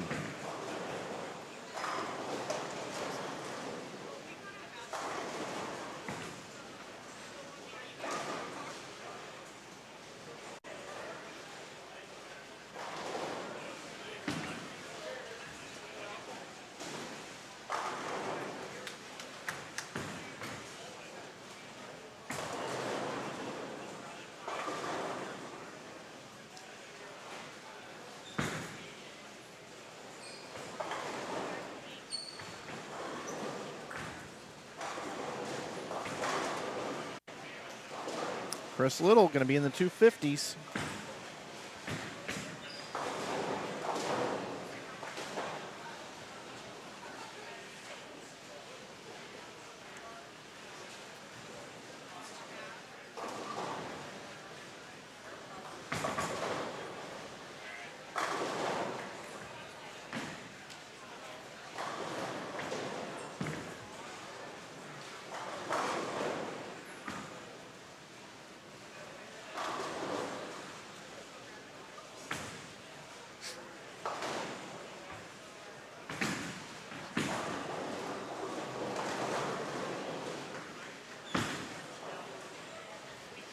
Thank you.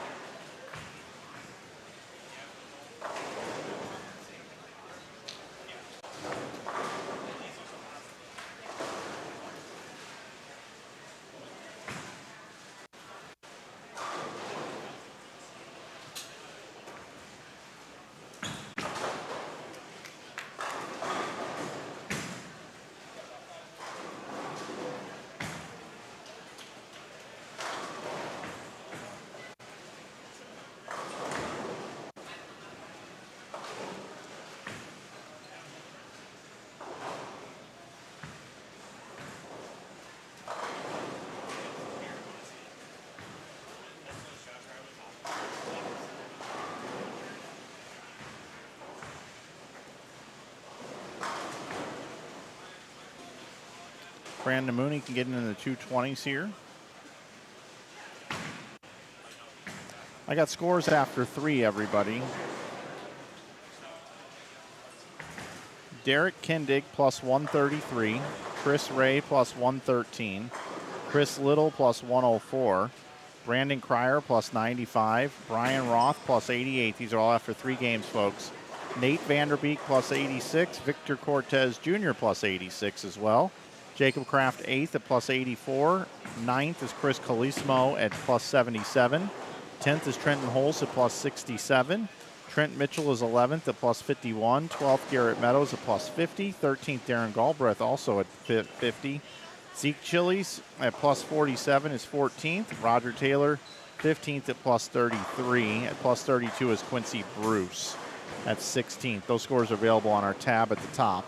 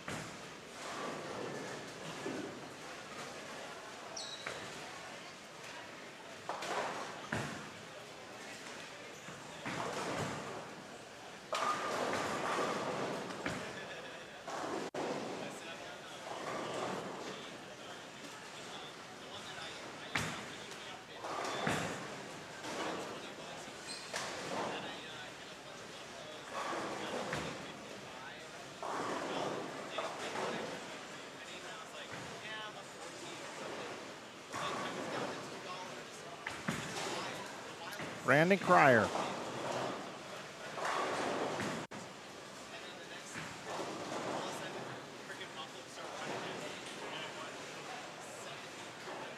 Looking good with his pink Black Widow. And look how far left he is. He's standing in the left gutter. Drifts a little bit to the right. Throwing it right up the gutter. That is so beautiful.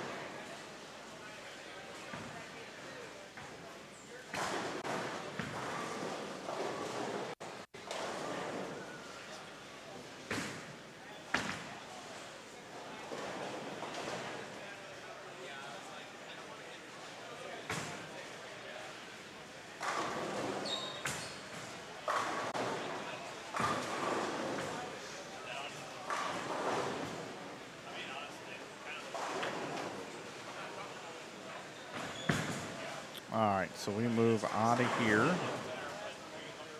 Now we come in here, and this is still game 4. Those guys moved on to game 5, and we won't have anybody bowling over there for a while.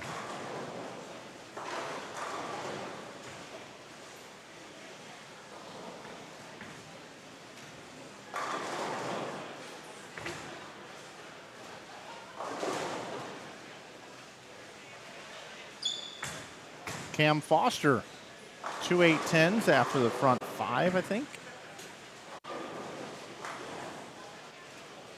Yep, front 5.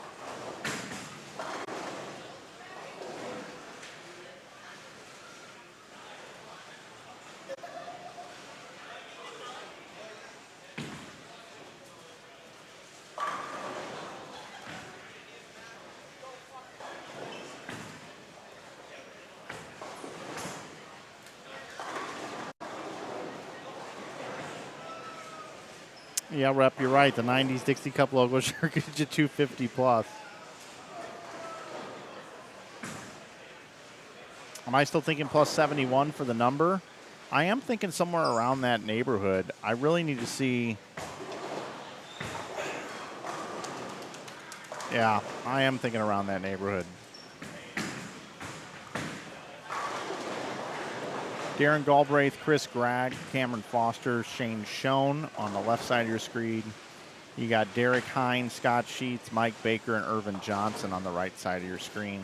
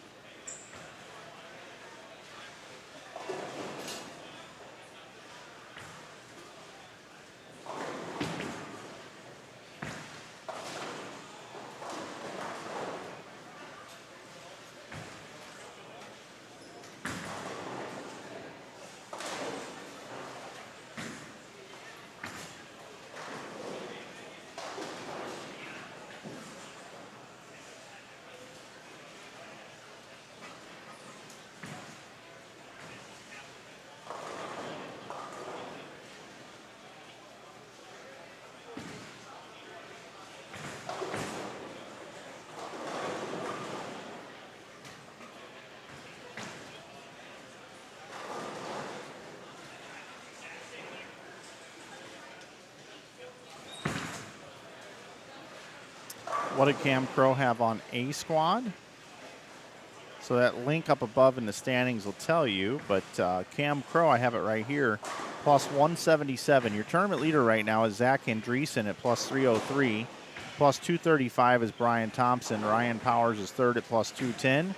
Lucas Hersrud is fourth at plus 208. Fifth, Cameron Crow at plus 177.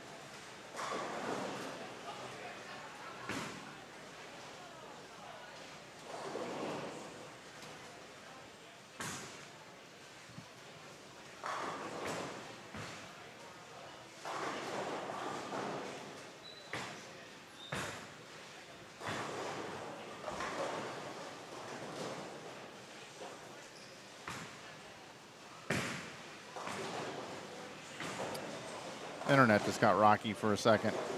Looks like we've recovered nicely, though.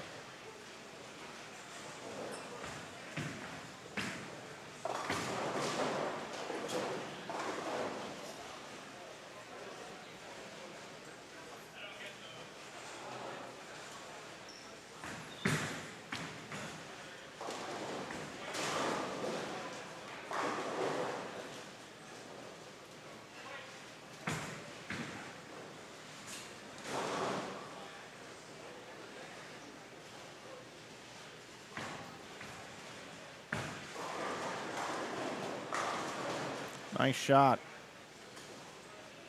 Right there.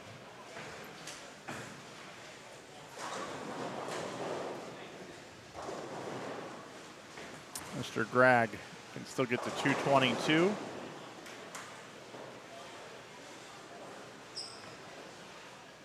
Cam Foster, 263 max left. Sails it past the break. We saw him 2.810 already. Now he 8.10s. Every time I mention his name, he has not struck. That's not good.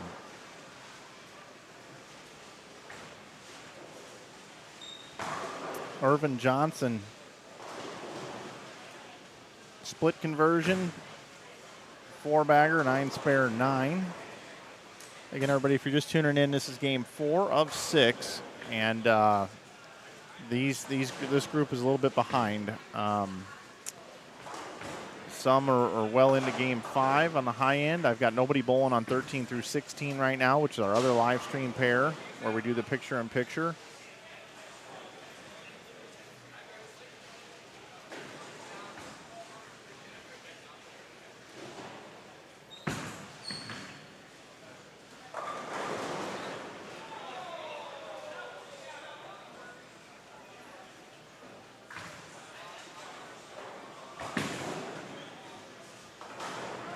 Oh, nice little conversion there.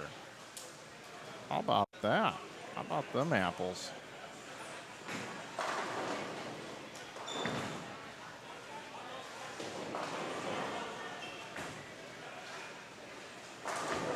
Take a look at this little 210 conversion right here. Perfect. That's how you do it.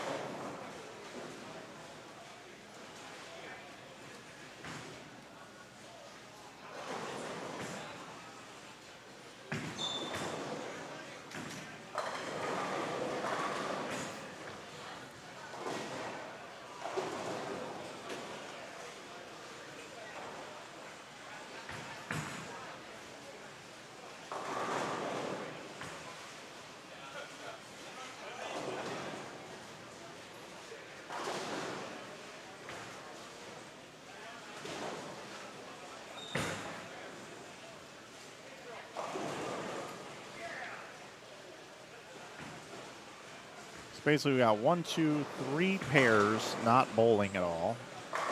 Those 3 pairs are behind a game, which means we do have people waiting to bowl.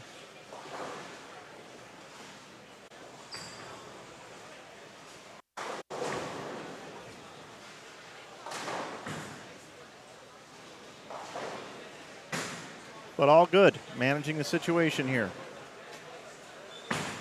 219, 206, possible 237 left up on the board here. We got 198 as well. Darren Galbraith, 237 can lead him.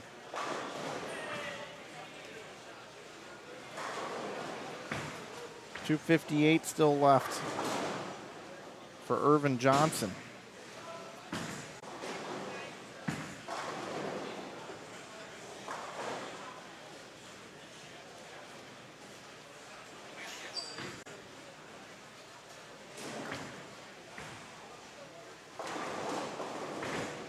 It's from the scoring issue, not pace issue. It's they weren't keeping score. Two pairs are being kept score by hand right now. That's the biggest problem.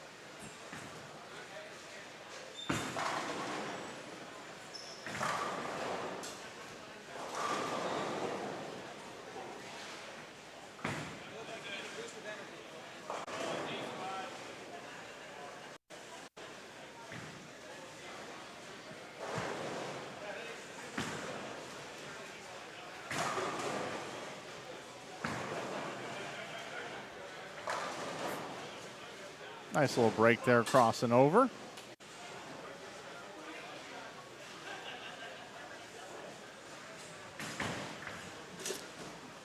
Galbraith looking to get to 224 here, and that'll conclude game 4 on 9 and 10. 11 and 12, just a half the 10th frame to go.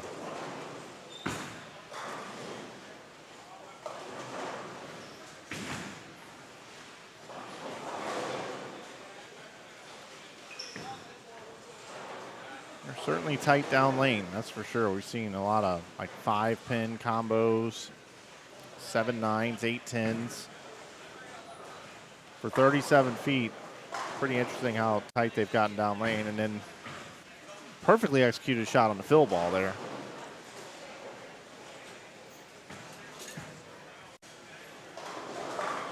Scott Sheets, 183, nice finish. Parlaying that Brooklyn. Irvin Johnson looking to get into 230s.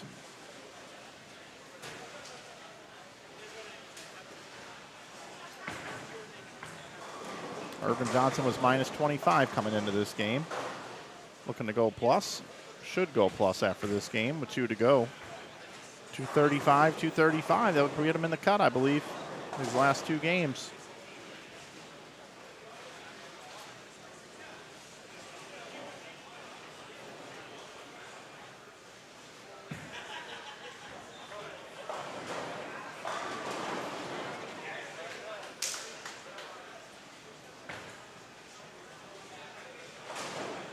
All right, we should be back to picture-in-picture play here moving forward. We do have some players starting to come in that are just coming right off of these lanes, as a matter of fact. We're starting game 5 on the left side of your screen. See Jay Nephew.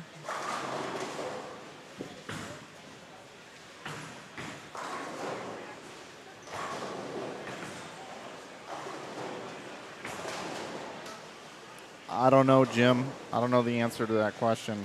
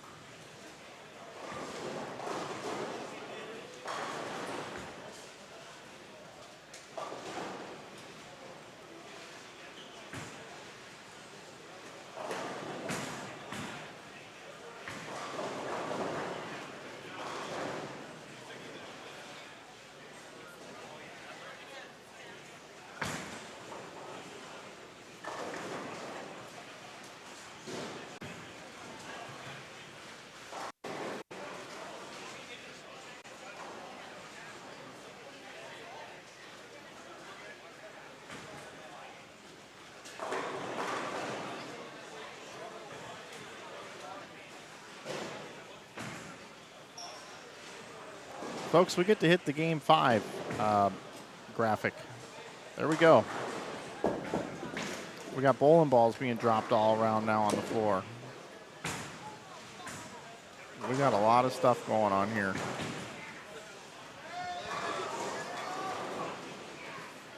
We got a lot of stuff going on.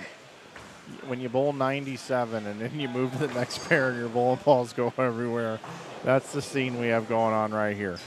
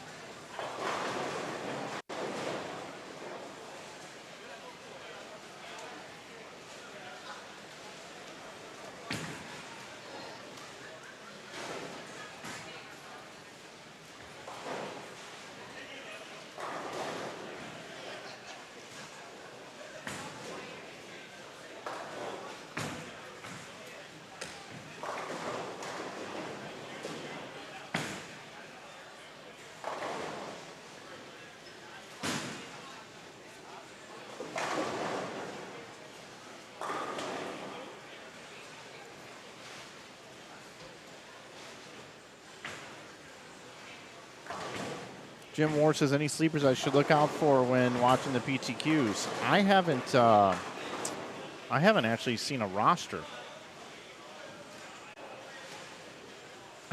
But speaking of rosters, let's go over who we have bowling over here. We have Jay Nephew on 9 and 10 with Chris Colissimo, Garrett Lawson, and Tony DeVita. Right next door, we got Nick Reidler, Brian Roth, Paul Bober, and Victor Cortez Jr. Okay. Bottom right of your screen then, we have Larry Trippimer, Eric Pollock, Garrett Meadows, Zach Carter, Darren Galbraith, Chris Gregg, Cam Foster, and Shane Schoen. So that's what we have for you here. There on the bottom right. And we are officially caught up in Game 5. Everybody's out there doing their thing now.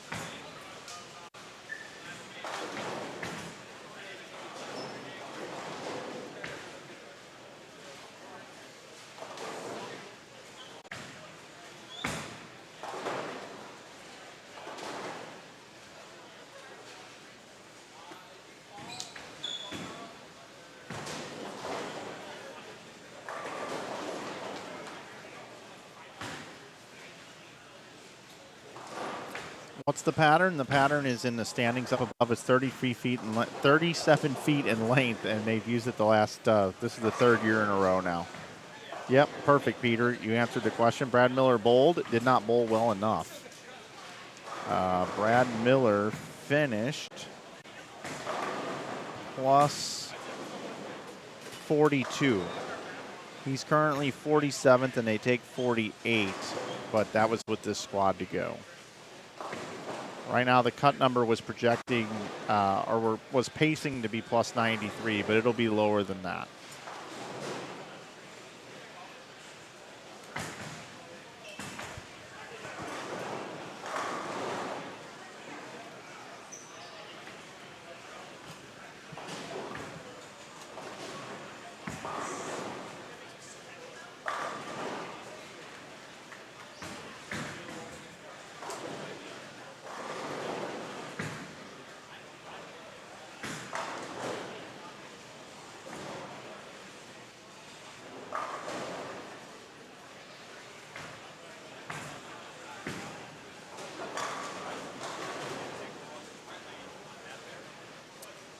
That was a good shot.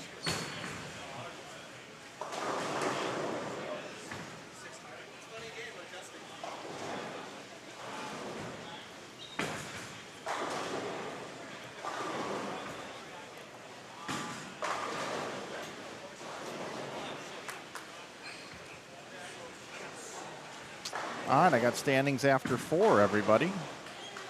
Derek Kindig leads at plus 166. Chris Little at plus 161 is second. Brandon Cryer at plus 151 is third. Brian Roth in fourth at plus 123. Fifth is Trenton Holst at plus 122. Sixth is Victor Cortez Jr. at plus 102. Seventh is Nate Vanderbeek at plus 96. Eighth is Chris Ray at plus 94. At plus 89 and ninth is Garrett Meadows.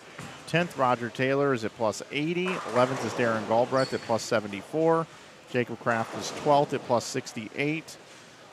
13th is Quincy Bruce at plus 64. 14th is Matt Hibbert at plus 59. Chris Colissimo, 15th, also at plus 59, actually. 16th is Nick Reidler at plus 42. Cody Schmidt is in 17th at plus 39, tied with Ryan Julian. Paul Bober, Josh Kennedy, and so on down the list.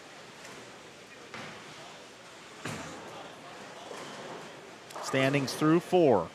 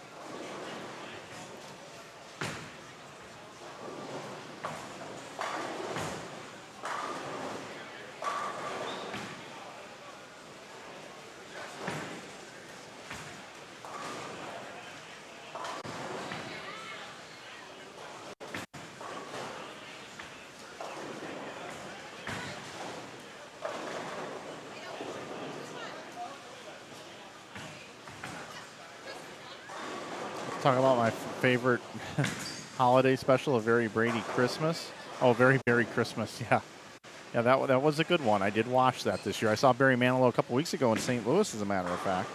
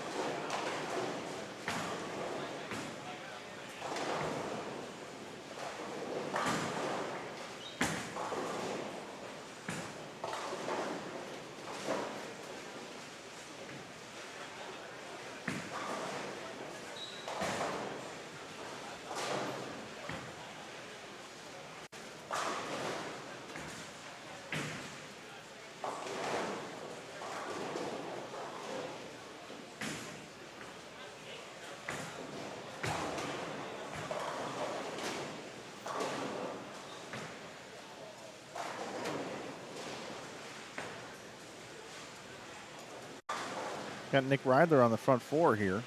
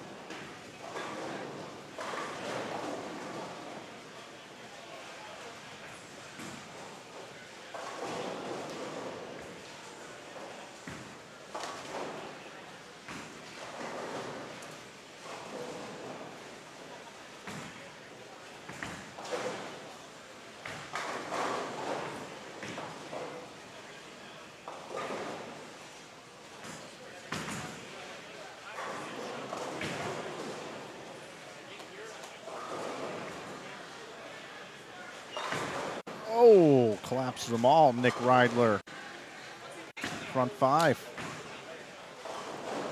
Reidler right now 16th at plus 42.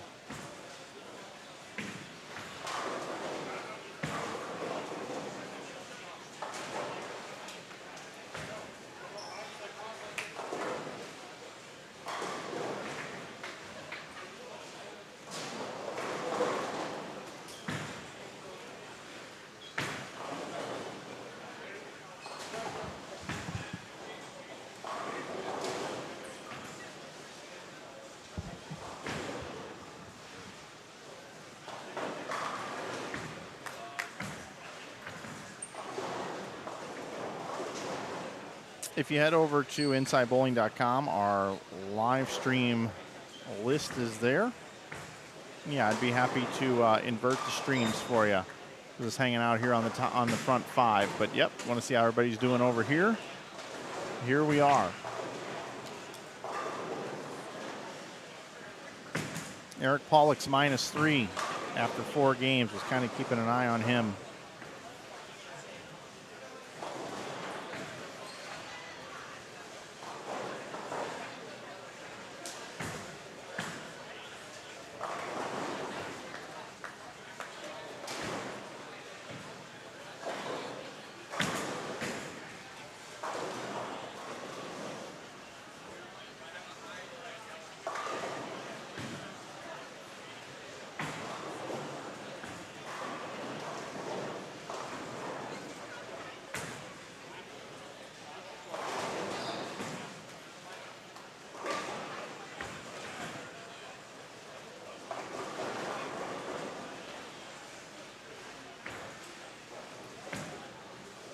Scores are fairly high for this squad. They're not as high as the last couple squads. Right now, 16th at plus 42. Pacing like 63 for 16th, which would bring people in from other squads. We'll see how they finish here.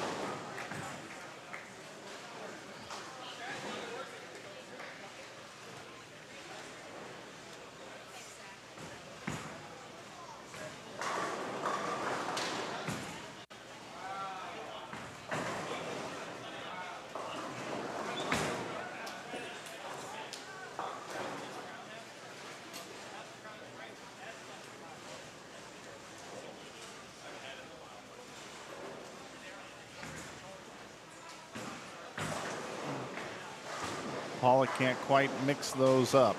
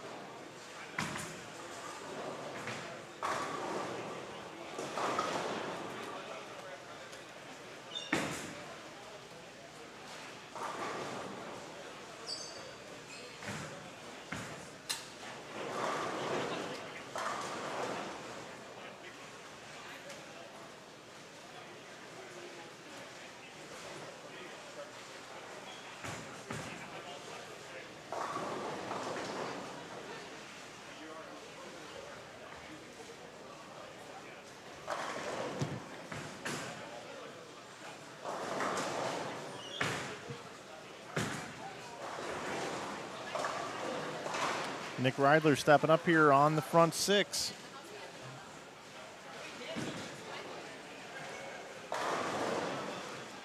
Make that the front 7. He's plus 42 coming in. We'll keep an eye on him.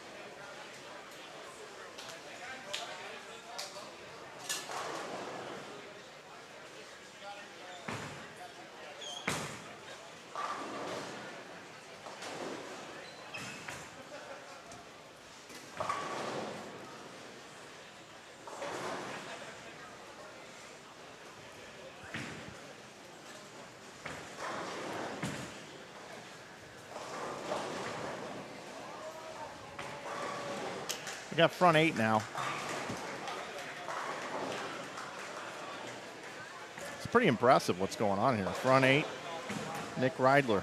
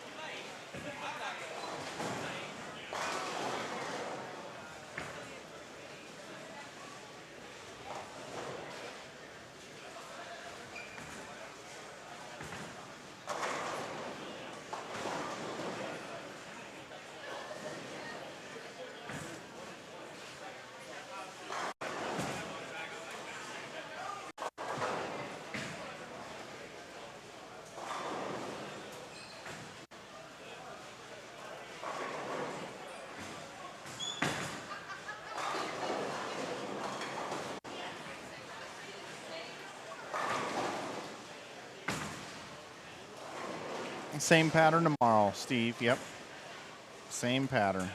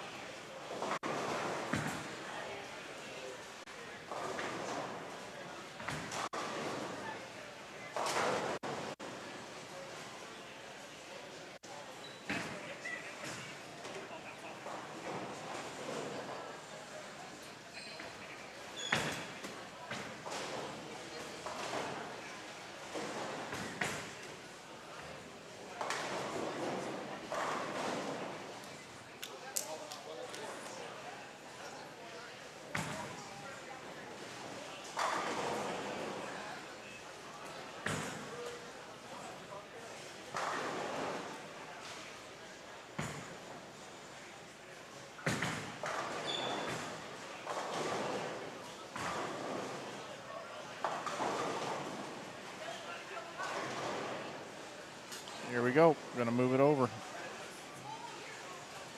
Looking for the front 9 here for Nick Reidler. Bowling himself well inside the cut.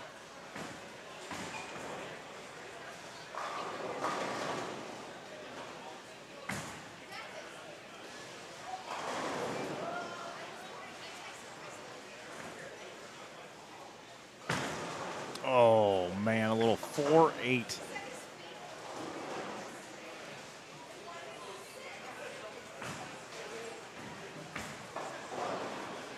Nice run. Covered up. Still get to 278.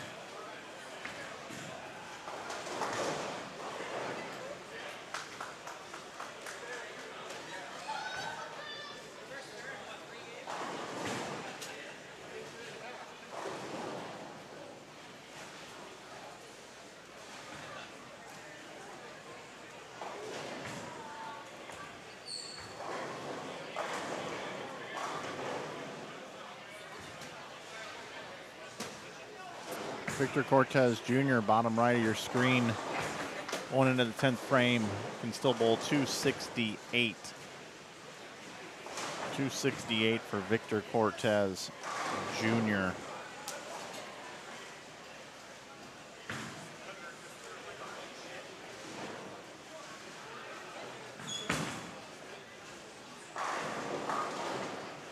Jay Nephew can still get to 190.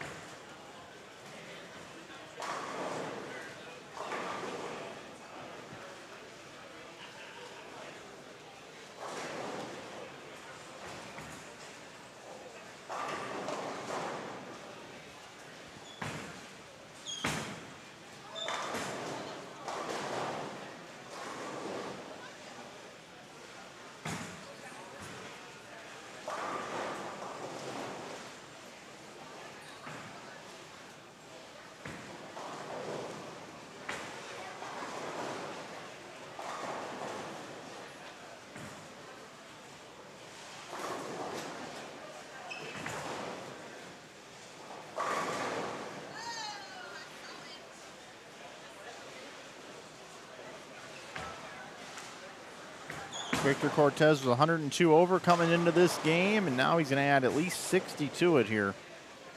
Possibility to add 68 to it. Get to 170 over here.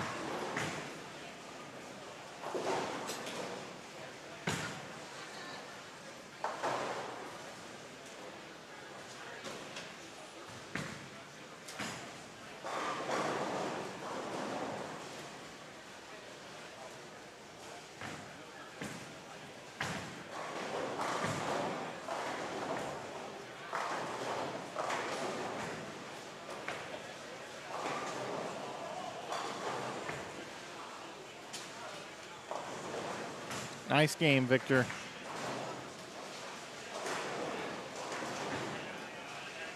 Got a possible 278 coming up here for Nick Reidler after having the front 8.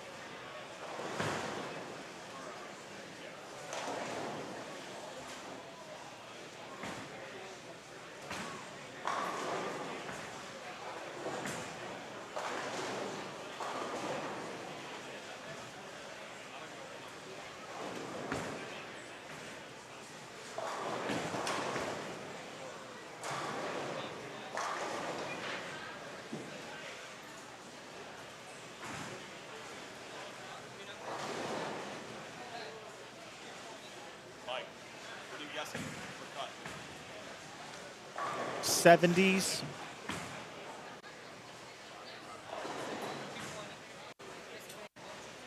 Ask me what I think the cut's going to be. Got it in the 70s there. What a great looking shot out there. When? 2010. Yep.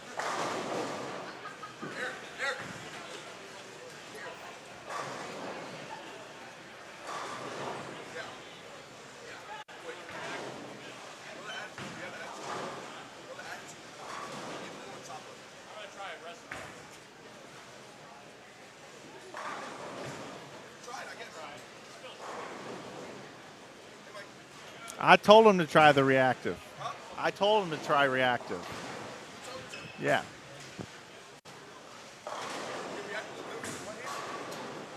Watch this. Watch this. He just may not be laying it down far enough to the right. I didn't want him to make a huge move. He's gonna try to lay down at 9 and throw it to the gutter. A shiny ball. Yeah. Clean through the front. And not super violent off the back. No, I've never done it.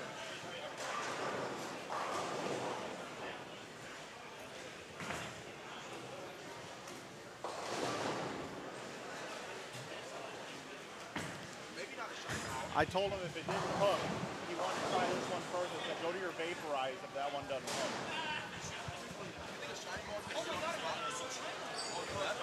Yeah. Yeah. Hey, Eric. Vaporize. Yeah. I think that vaporize would Pick up have. a lot quicker, harder. It'll Yeah. pick up more. I think you threw it perfect. Speed, getting it down the lane, everything was perfect. If you feel like messing with it. Right. I got nothing to lose. Yeah. All right. I was talking to Eric Pollock. Threw a fill shot there. Cam Crow was back here talking to me about what he thinks out there. Obviously, Cam knows what he's doing. He's bowling here this week.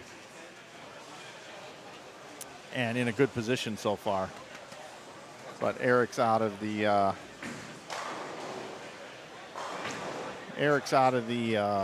tournament here unless he bowls like 300 or something the last game.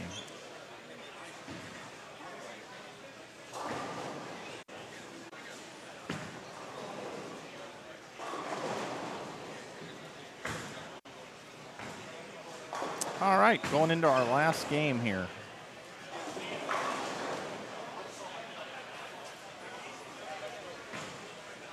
Just finishing out here.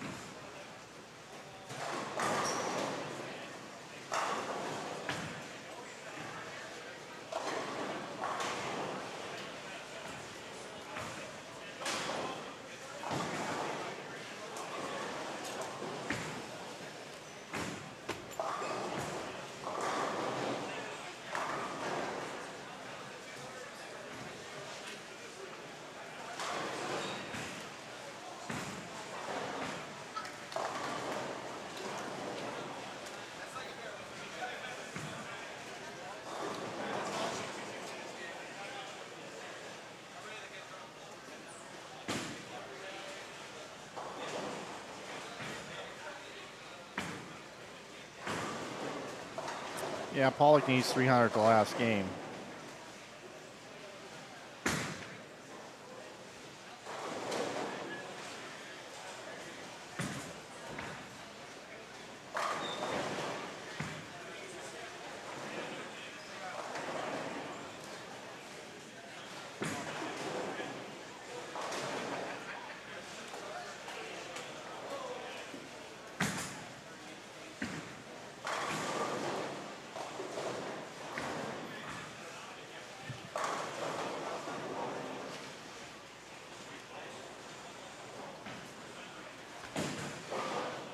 All right, into game 6. Here we go.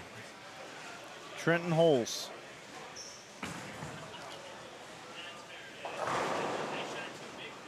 Matt Hibbard, Benjamin Asher, and Josiah Huston. Right next door, we got Alyssa Pearson, Jim Schroeder, Jason Miner, and Nate Vanderbeek. Right next door, we got Tony DeVita, Garrett Lawson, Chris Colissimo, Jay Nephew, Nick Reidler, Brian Roth, Paul Bober, and Victor Cortez Jr. That's going to round out our final game of 6 after 18 total games of qualifying today across 3 squads. We'll be getting you a cut score soon, everybody.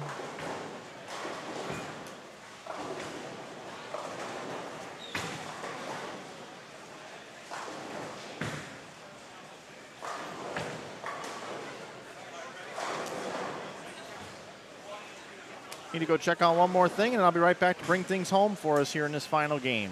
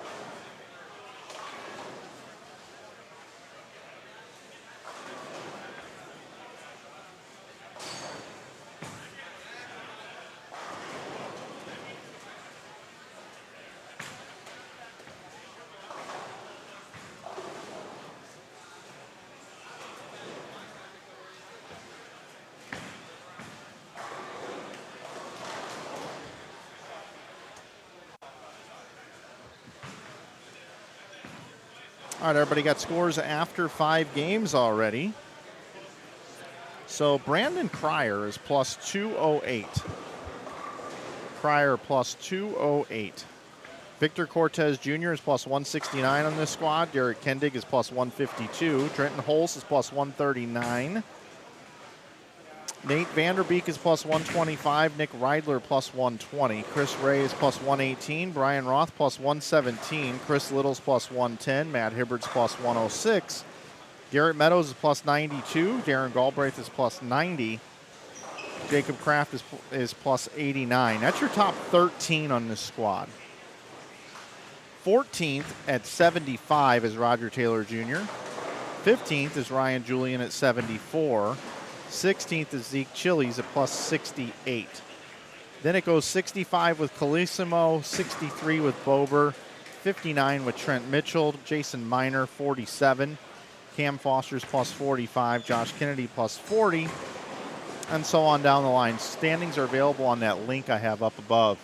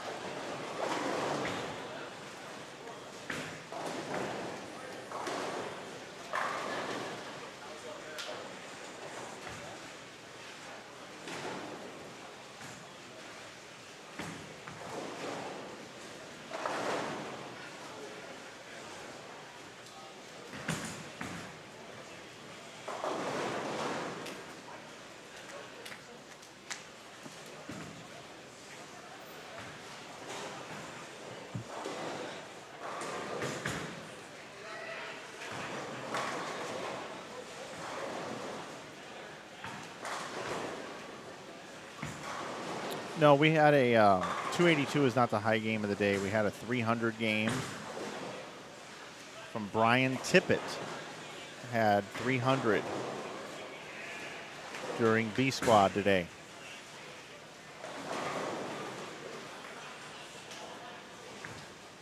So let's try to figure out what the number is right now. We'll go into that standings link. Results.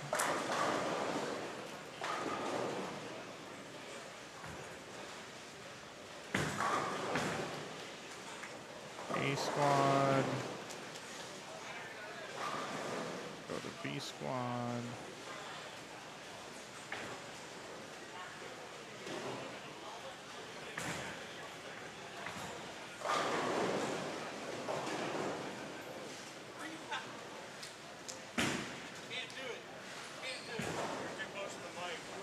So if we take 70, let's take 89 and over.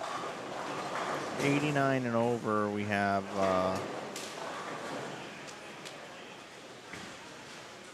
34.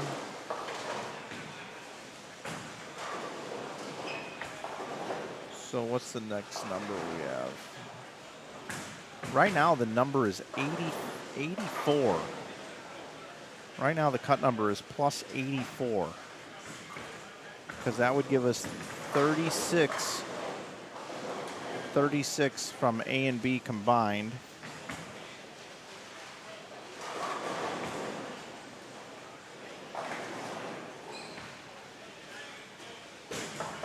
Let's see, 36. Actually, the cut number is 88 right now. 88 is the cut number. Official cut number right now is 88.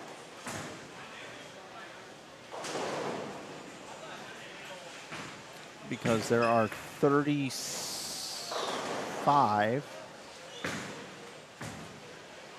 35 and 13 is 48. Yeah, the cut number is 88 going into the last game. 88. Wow. It's pretty high.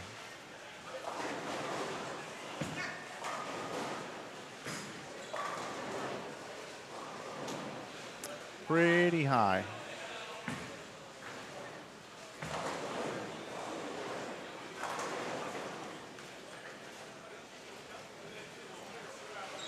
So it will probably be right around that number. I don't anticipate it really going up. Need to keep an eye out for Jacob Kraft, Roger Taylor.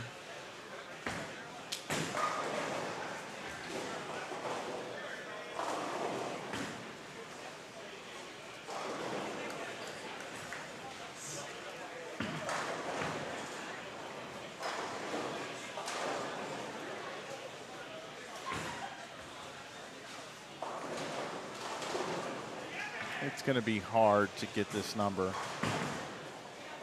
Matt Hibbard plus 106 over here. Looking good.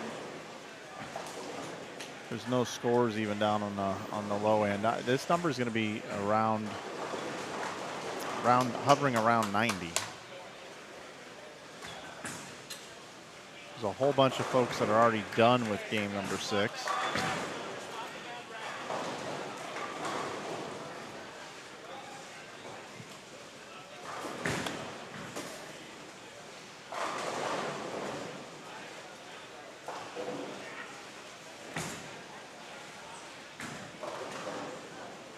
How's Roger looking middle of the game?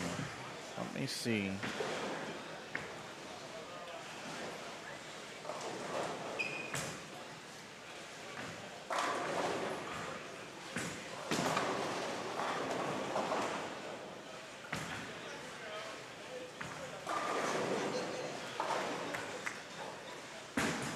I can't tell because there's no automatic scoring over there. Let me walk over there.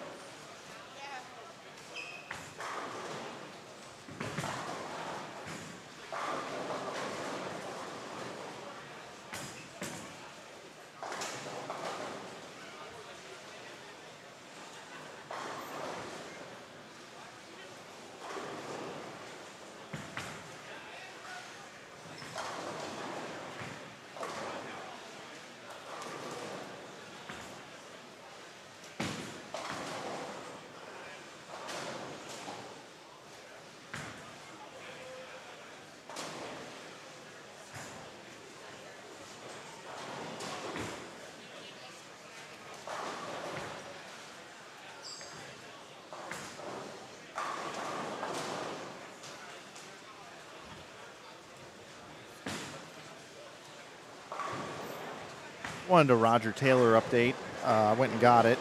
He's on the hand scoring pair. Strike, spare, triple. Roger Taylor bowling good. Derek Kendig is going to be in the 260s down there, his last game. Let's see what else we got. Jump out of here, come over to here. The cut number was 88 going into the last game. Here we go. We got the front six.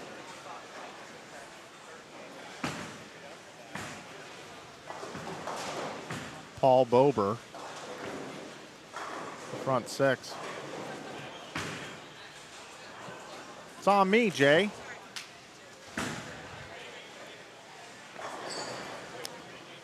Paul Bober coming into that game was plus 63.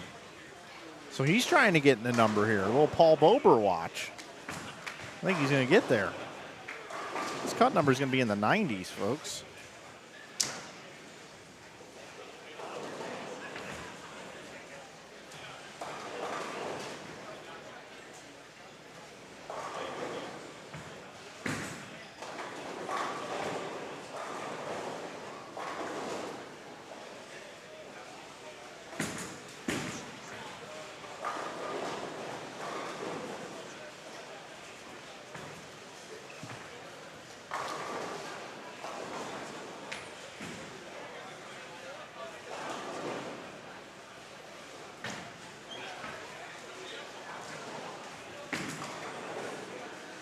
Yeah, when I look at the dead numbers here, I would say the dead numbers that are looking in trouble is Mike Kickmel at 88 is in trouble. Bloomquist at 92 could be in trouble.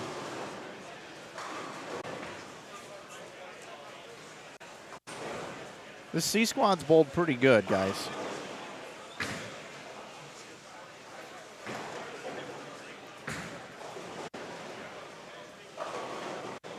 Guess I could go see what Trent Mitchell had the last game.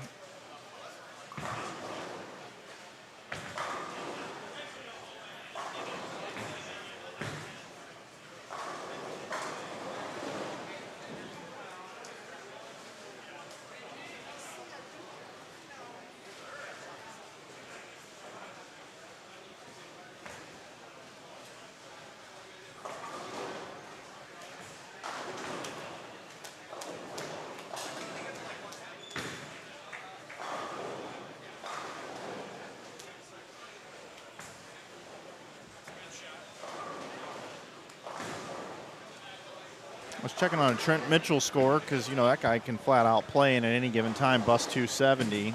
He was in 19th at plus 59 and bowled 150 the last game. So Trent Mitchell not going to get there. Paul Bober, though, his pair in general, Victor Cortez Jr. is in second on the squad. Brian Roth is in 8th on the squad at plus 117. Nick Reidler is 6th on the squad. So all these guys in the cut except for Bober, but now Bober looking to get there.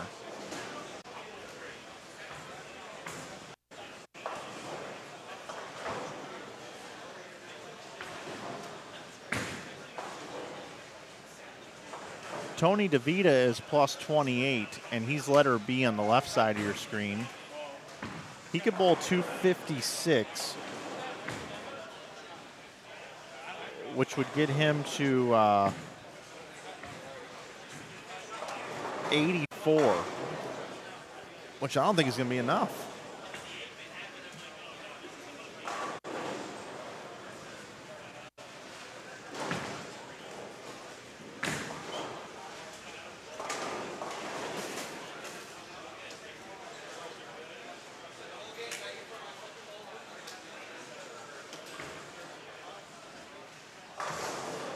Bober with the 10 pin here.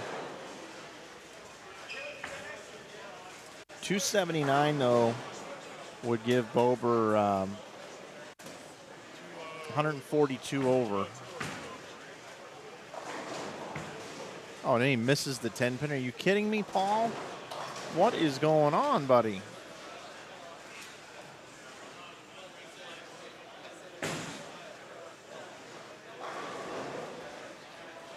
I think he needs to get to 90 to be safe.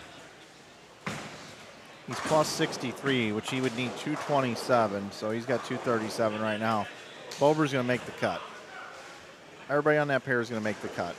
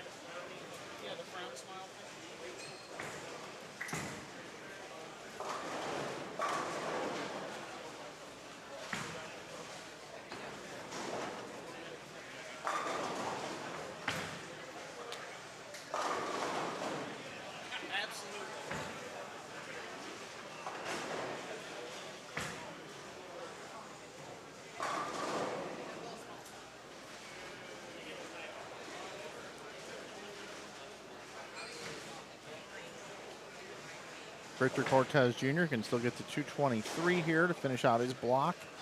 That will get him to 192 over.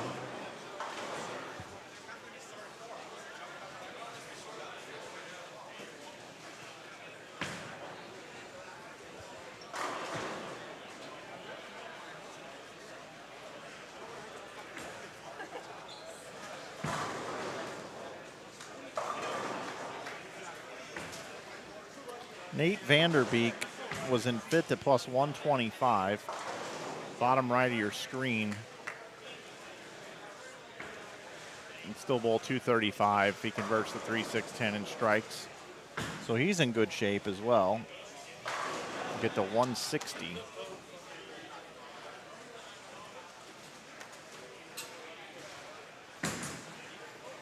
These are the last pairs to be done too. Every other pair in the house is done. So I'll hang out with you guys until we get to a cut number. I'll find out what the cut score is.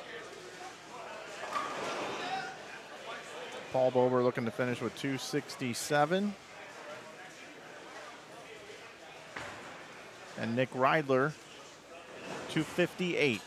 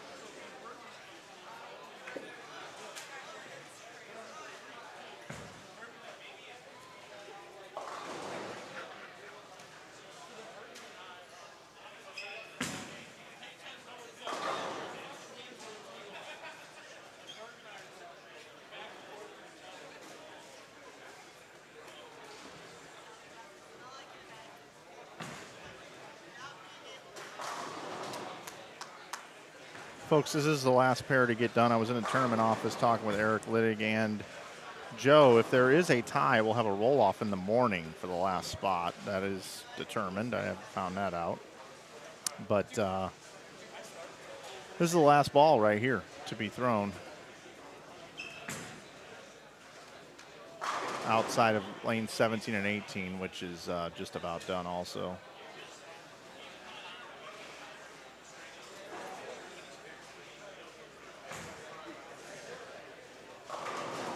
Pound start.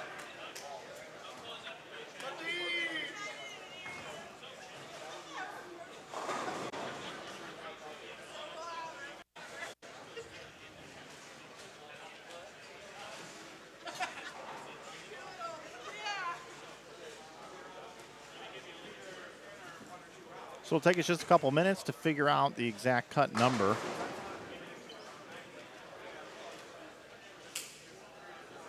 Yeah, there's no name for this pattern.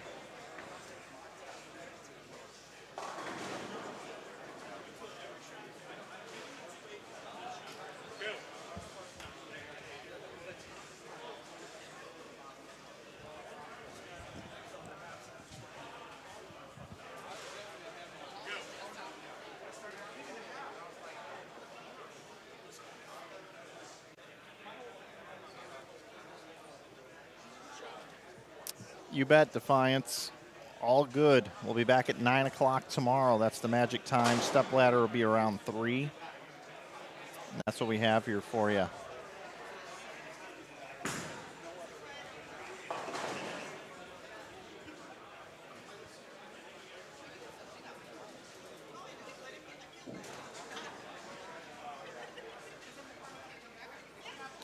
Will not be long on a score.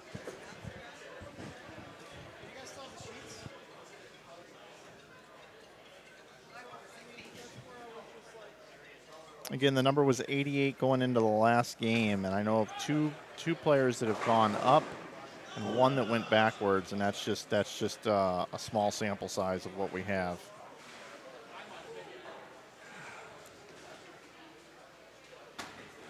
I'll bring it into the booth here. Glad you're with us here on Inside Bowling. Mike here with you. I'll go over my rundown one more time just to thank some folks that make this tournament possible. It starts with Bob Hochran, the general manager here at Cherry Lanes inside the Diamond Joe Casino, donating the lineage this weekend for the players to be able to shoe up this weekend and bowl for a lot of money. And all of the money they put into the entry fee goes right into the prize fund, thanks to the folks here at the Diamond Joe and Cherry Lanes. Also want to thank Ebonite, our bowling ball sponsor for the Greater Iowa Bowling Association, title sponsor of the whole tour. If you want to find out more information about the Greater Iowa Bowling Association, make sure you head over to giba-bowling.com. Also, I want to thank the Dubuque Regional Sports Commission for all they do.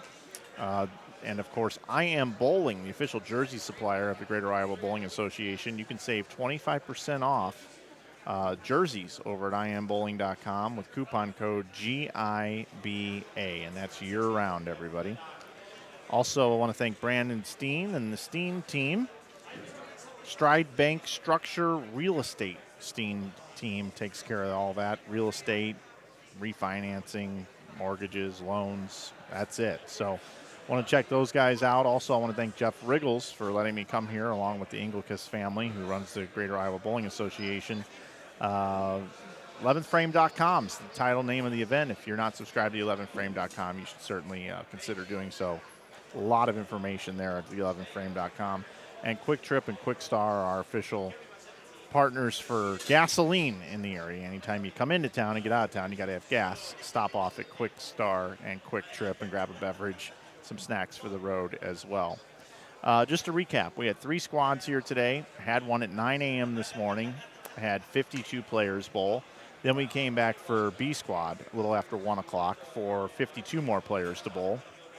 And now we're just finishing up C squad for 52 more players to bowl, which makes up a field of 156.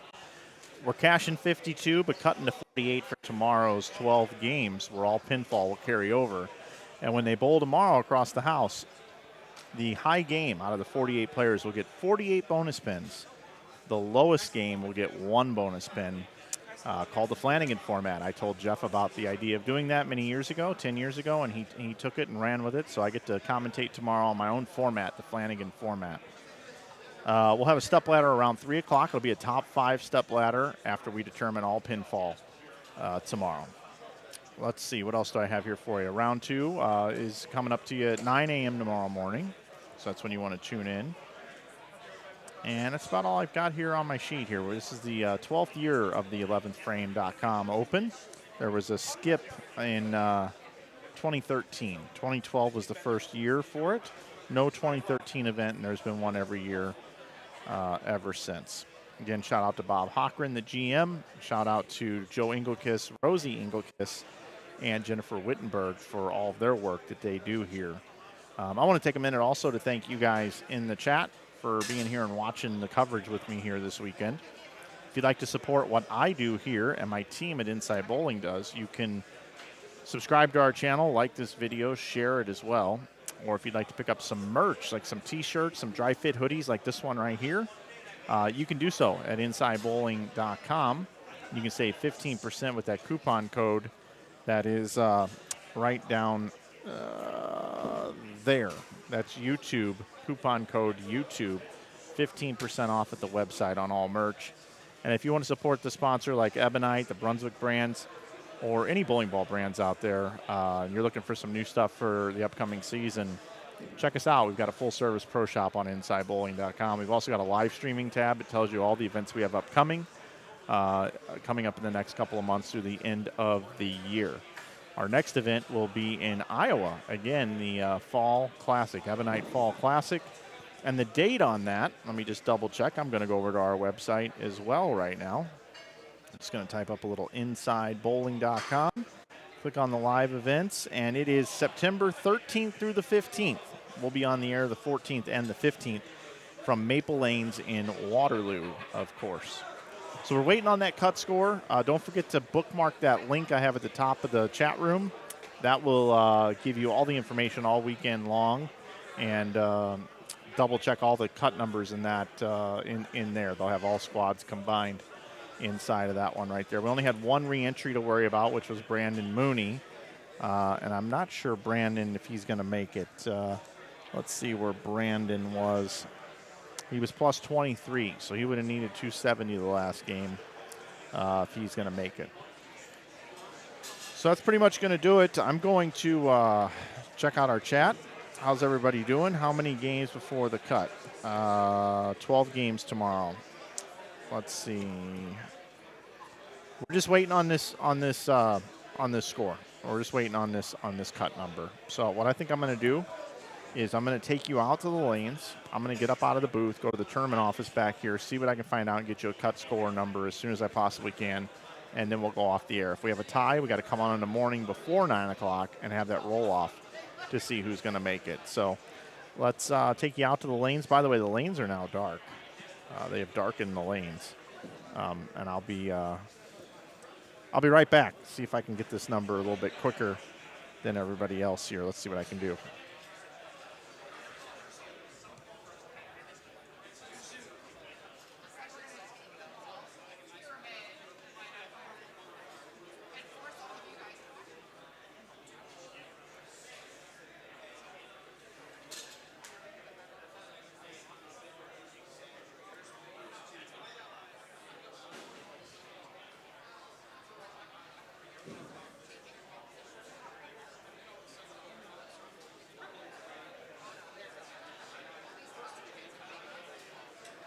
If we get this bowling ball down in the bowlers area, we turn all the lights off here. We got all the bowlers coming in, so appreciate your help with it.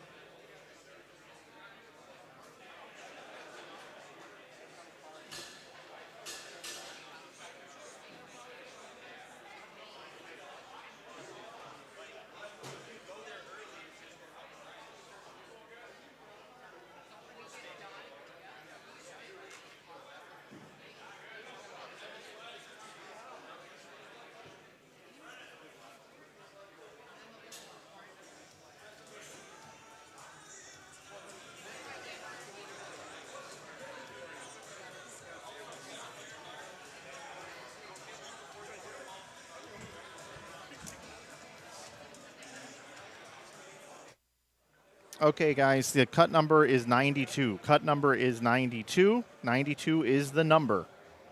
So I repeat, 92 is your cut number. Scores will be uploaded shortly on the link provided at the top. My name is Mike from Inside Bowling. I appreciate you being here tonight. Can't wait to see you tomorrow here for the round number 2, 12 games with crazy bonus pins. Looking forward to it. Flanagan format coming up tomorrow right here on Inside Bowling. Thanks again for everybody watching. Signing off here from the 2024 11thframe.com Open here in Dubuque, Iowa at Cherry Lanes inside the Diamond Joe Casino. Have a good night.